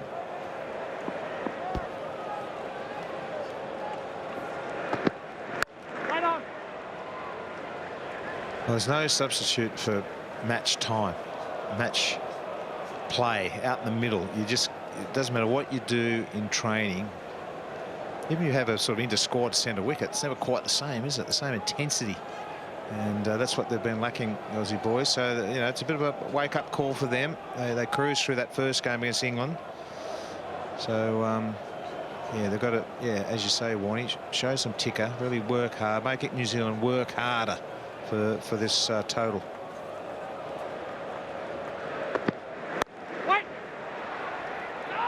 Fielded. Mitchell Marsh mid on. So 5 dot balls. We just had the 1 wide in this over.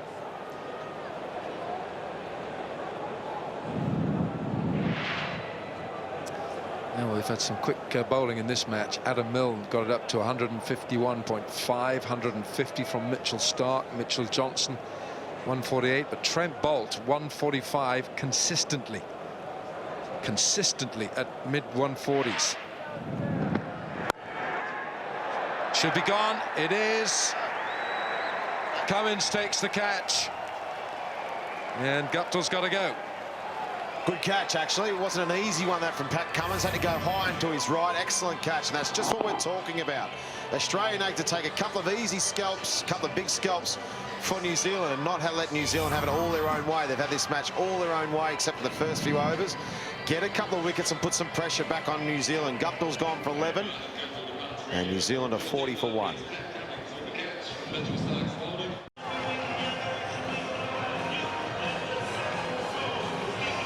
Kane Williamson coming in with New Zealand 40 for 1.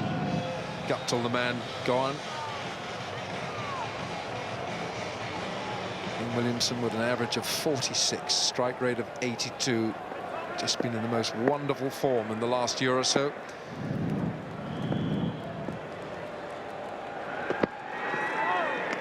Yeah, Mitchell Starc strikes for Australia. 4 gone, 40 for 1.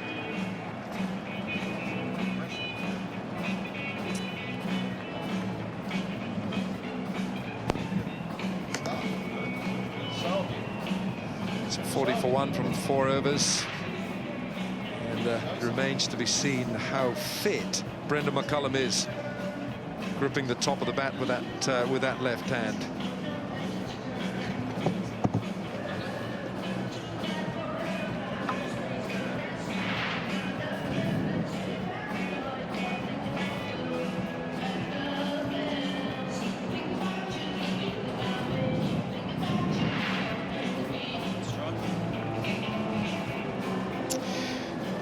New Zealand dominating.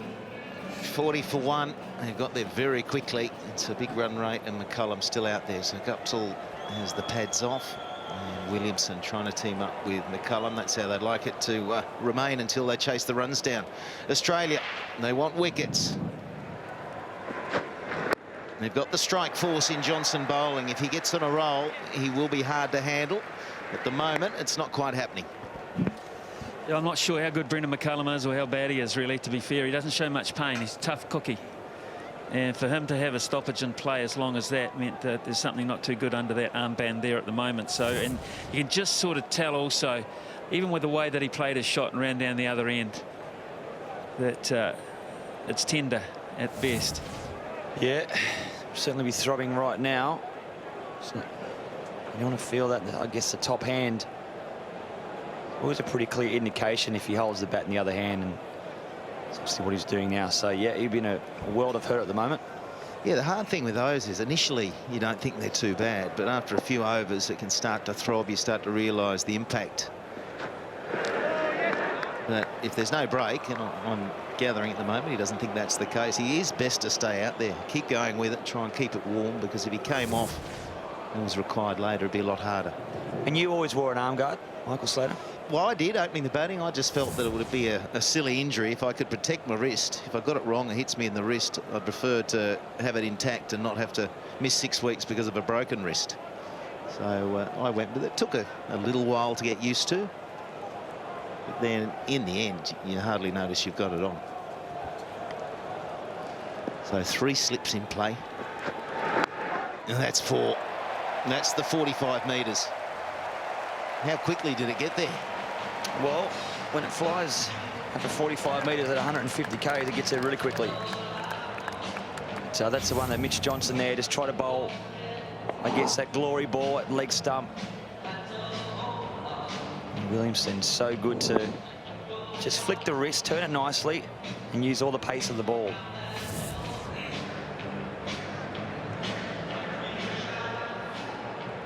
A good cricketer, much improved cricketer now. He's become prolific with the run scoring, a real dominant figure in this Kiwi side. They steal the single, good running. But Australia believe that we know there's a break coming up in around 20 minutes. Australia reckon if they can nip 2 more out. And New Zealand's lunch with dinner won't taste too good. Batsmen waiting to come in won't be eating as much as they normally would, and it's just that feeling of uncertainty. That 40 minutes, you regroup, you have another plan. Michael Clark sits down with his bowlers and they really nut it out. So yeah, and that'll be when he's perhaps can relax his field a wee bit in terms of restrictions. So that's the goal.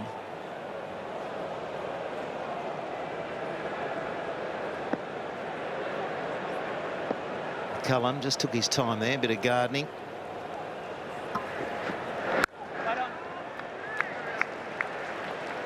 That arm is no good. It's hurting him and it's slowed everything down. The strong zone, though, for McCullum. Anywhere through there.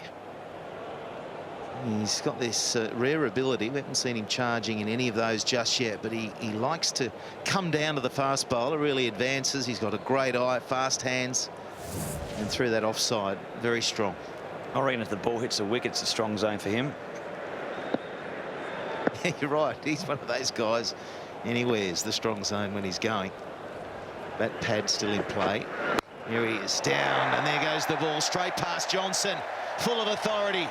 And the 50's up for New Zealand. Only 1 wicket down.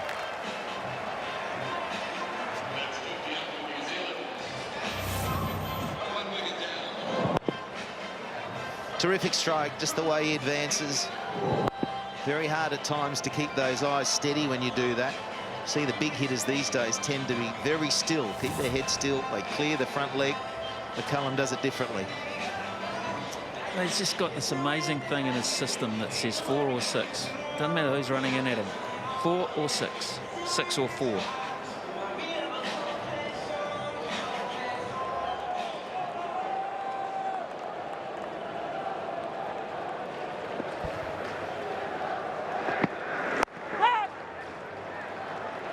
What Williamson has become, and I fancy on Australian pitches he'd do pretty well, is He's a good back foot player. He's become very, very accomplished playing off the back foot. And you need that to play on bouncy pitch. He's not a tall man. In fact, both these two probably hit 5'9" at the most at the crease at the moment. Yeah, he looks as though he's got a lot of time. Certainly got a really good technique. Gets down low and then watches the ball hard. And it's missed time. A single on the dangerous McCullum now on strike. Just to give you a 5-over comparison throughout the World Cup. New Zealand against Sri Lanka were 38 for no loss. That was in Christchurch. Scotland, they were 37 for 1 in Dunedin. England, they were 67 for no loss in Willie. And today, 50 for 1. Good, solid starts. Well, that's McCullum, really. It is absolutely Brendan McCullum. And, you know, we know the game so well. It just doesn't happen all the time. You know, it just can't. But it's happening a lot.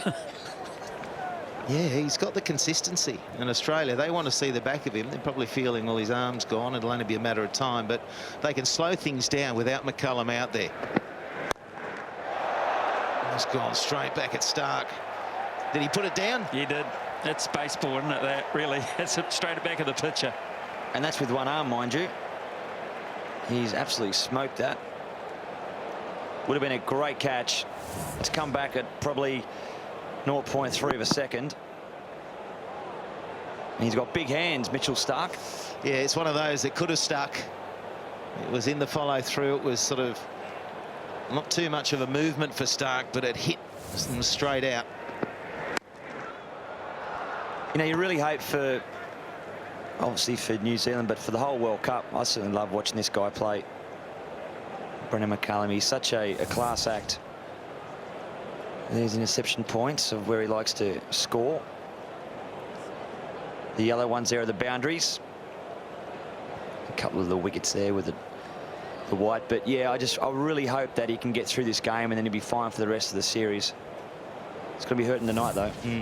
That was good illustration of how far down he can get. Because that was all the impact points on the bat. Oh, that's gone. Look at that. That's an edge between keeper and first slip. They didn't have time to think. The first thing McCullum did after he saw it was safe is look at square leg to say, how high, sir?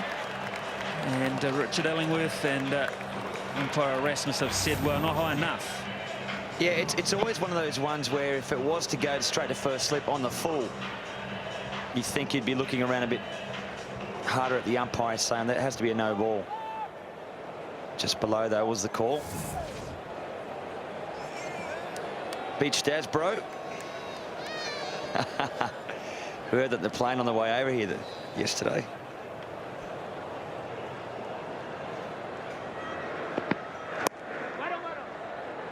Mr. Bunt to the onside. It's all New Zealand at the moment. 55 for 1.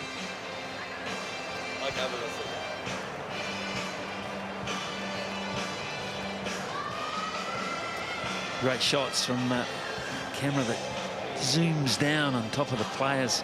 Sometimes think it might be a little bit unnerving because some batsmen are quite finicky about the surroundings and quite precious, in fact, about how everything should be, and to have something hovering over your head.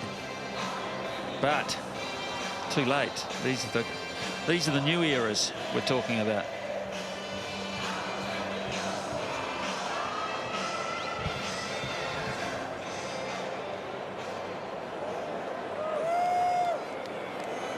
Johnson still attacking. 2 slips gully. Bat pad.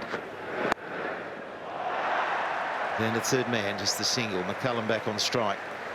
New Zealand, well, they've dominated all day. Apart from those first 80 runs that Australia scored, we'll keep talking about that. They were 80 for 1, then lost 8 wickets for 20-odd in 9 overs, I think it was. So just crumbled. Pretty ordinary shots. Good persistence with the New Zealand bowlers, but some ordinary stroke play. Welcome back, Michael Clark. Yeah, there'll be a lot of chat in the change room prior to coming out. That hasn't been the greatest of starts. However, as we said before, they're always pretty positive. Still believe that they can win this game. Well, New Zealand Under 100 required. It's 96 from 263 balls remaining. Change to the field. Second slip. Watson's gone out to cover. Oh, he's hit that nicely. No one's there. Fast hands. That's what you put this down to. A great eye and fast hands and just an intent to punish. An absolute out-and-out intent to punish. To cause pain. He's got some himself. He must have a real issue with the white cricket ball. He doesn't like it. He doesn't like being out there for a long time. He's in terrific form. We saw what he did in the very, very first game of the Indian Premier League. He hasn't looked back since that. I think the captaincy's really helped him. Think of that as some shot, man. You got a guy bowling 150 Ks, serious pace, and he does that. That's baseball. And it's a good catch in the crowd. One off. A nice catch there. It just comes off his hand, I believe, and then the guy behind gets it. There it is. He'll take it. Needs to be a clean catch, though. McCullum, 45 from 19 balls faced.